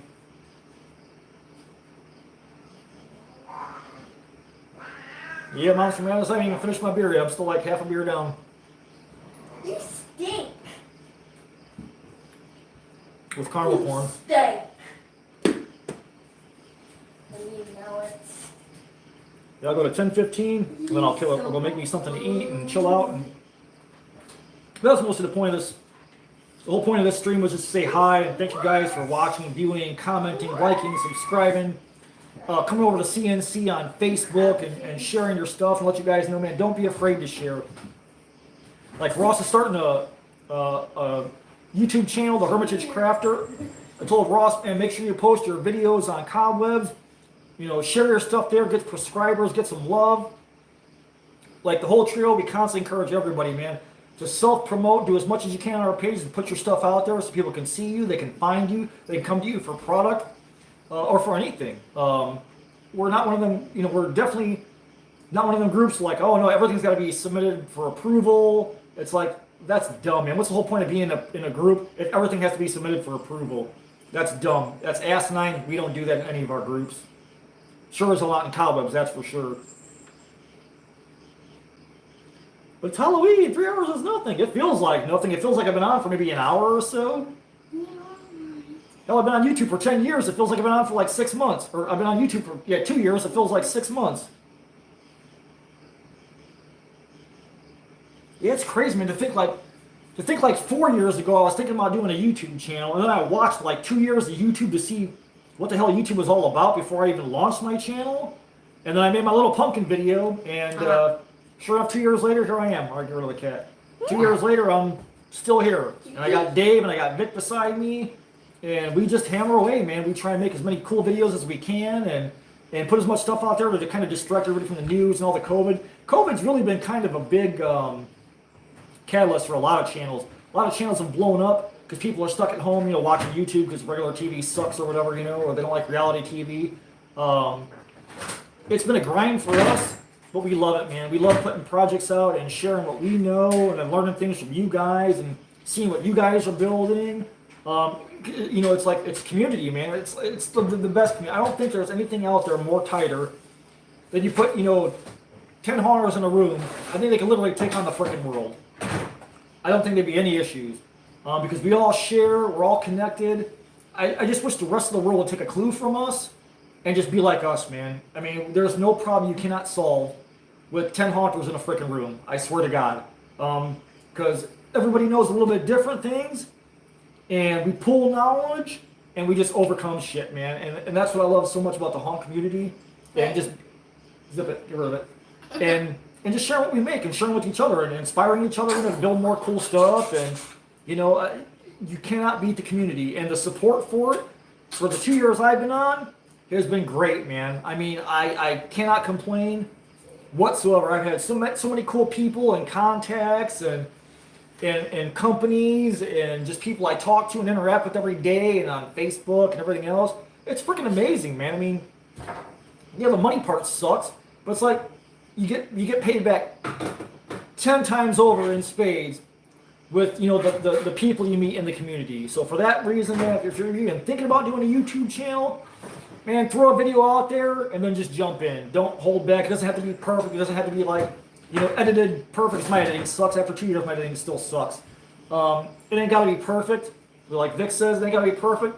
Just do it, man. Put it out there and share your stuff, share your passion. And then people will come to you, man. I think if people see that you're really happy, that you like what you're building, or you're taking chances, that you're honest to people, I think they'll react and they'll like you, you know? Oh, no, get out of here. You doing? That's my beer. Get your own. Okay. And that's all. We got a den mother who takes care of, looks in on me, Vic, and Dave. I mean, you can't beat that, man. Like I said, the community just totally gives back every time. You know, as long as we're putting out videos, man, it seems like the community always gives back. I'll put it in the fridge. You said Or it gets I can cold. get my own beer. She says, oh, I forgot to say, I was doing that floral makeup the other day.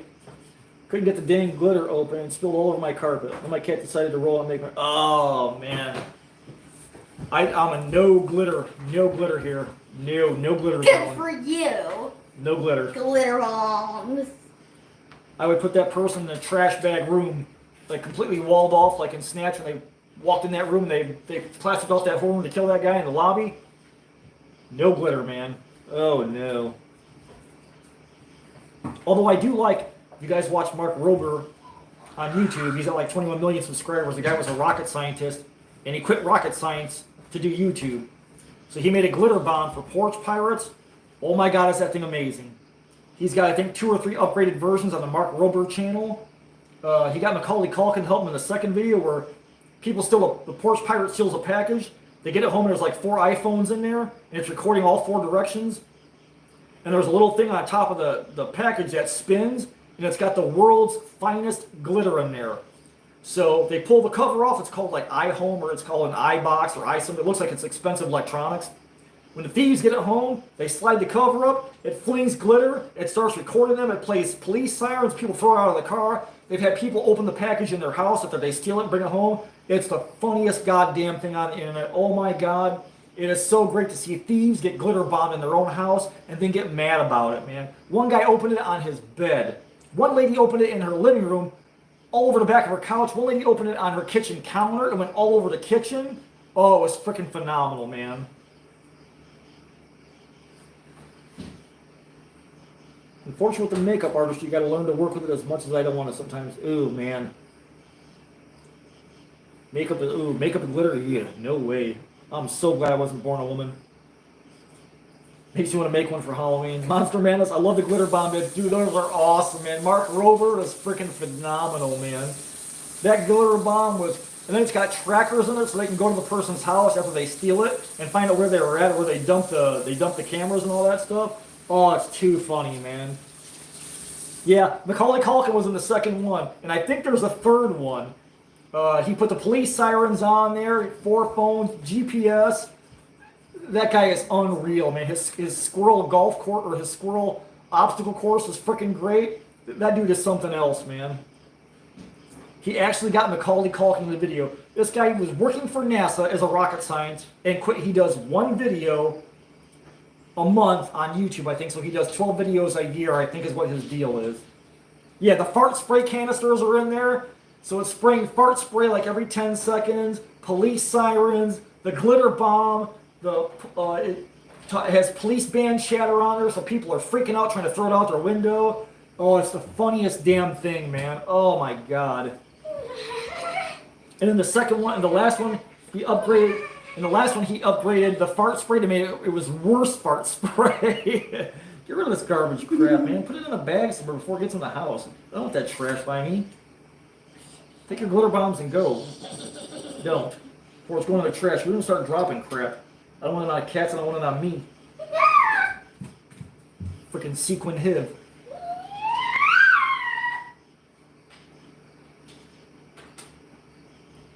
Squirrel flinger videos. Oh man, that fat squirrel was funny as hell, man. That dude is something else, man. Mark Rober, oh my God. To think that you were a rocket scientist and you quit NASA to go be on YouTube.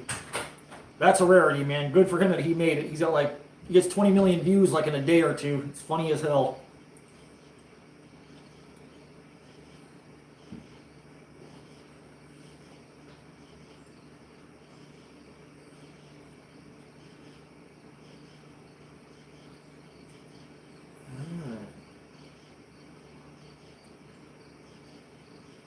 All right, guys, it's 10 after 10.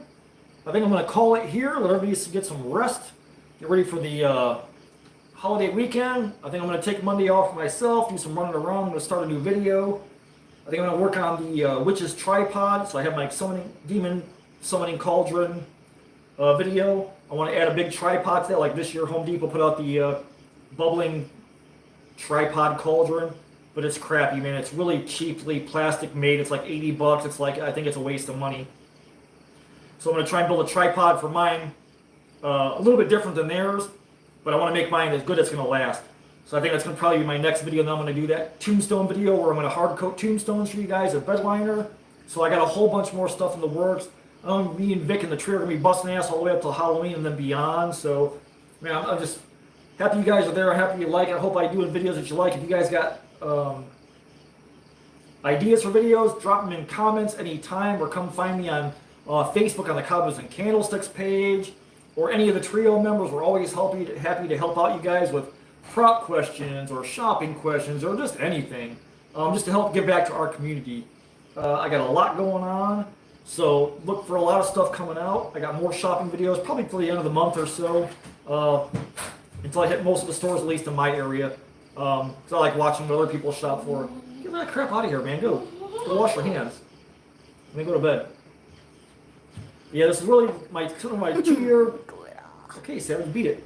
I just wanted to come on and do like a 2-year thank you stream for everybody who's watched and commented and liked, and just to say thank you for all the friends I've made and for sharing with me. And you know, I really just wanted to kind of give back and say, hey man, it's been 2 years. Thank you to everybody who put up with me, who watches my video, who subs, you know, for everything. It's a great appreciation. I love it. I want to be doing this for a long time, and the first 2 years have been phenomenal, so I hope the next 10 are just as great. I can only imagine it getting better. So I just wanted to say thank you guys, man, for commenting and putting up with me and watching, and hope I can keep you guys entertained for, you know, a bunch more years, and we can all share. And I hope some of you guys jump in and do some YouTube channels, and don't be afraid to come on Cobwebs and Candlesticks and share your projects, you know, share your builds, ask questions about your builds if you're stuck, share your videos, sell your stuff, self-promote as much as you can. That's what the whole trio is all about, especially for Cobwebs and Candlesticks, so don't be afraid, man. You guys come there, you're all Haunt fam members, dump anything you want in there, and get some love from other prescribers, especially on the YouTube channel. You have an Etsy store. We don't care, man. Just share it and get some recognition for yourself. And we'll go through the last of the comments. Ribs tomorrow? Oh, Lloyd, you bastard. The level of work and patience for the squirrel course epic. Mark Rober is something else, man. 4 racks of ribs. Jesus Christ, 1980. Are you cooking shrimp tomorrow, 1980? Thank you, Icy. I appreciate that. Thank you, Shay. Thank you, Lloyd. 1980. Thank you guys for hanging out for 3 goddamn hours with me. Again, I'm just taking more time from you guys. Of course, Den Mother, thank you for all that you do for us in Trio. And Ranger Ricks, thank you, Ranger Ricks. I love you too, Savage. Take the glitter bomb, keep it in your room. Yeah, cats and glitter. Oh, that kid. No shrimp. Hey, ribs are just as damn good. Alright guys, good night, man. Thank you for putting up with me. I appreciate all of you, and so does the trio. We love you guys, man. Thanks for hanging out and just putting up with me for 3 hours, you know, hey. And Savage. I didn't know easy feat. Night, everybody. Wait! Wait for what? Wait! Wait! What do you want to wait for? Okay, I'll show your braces.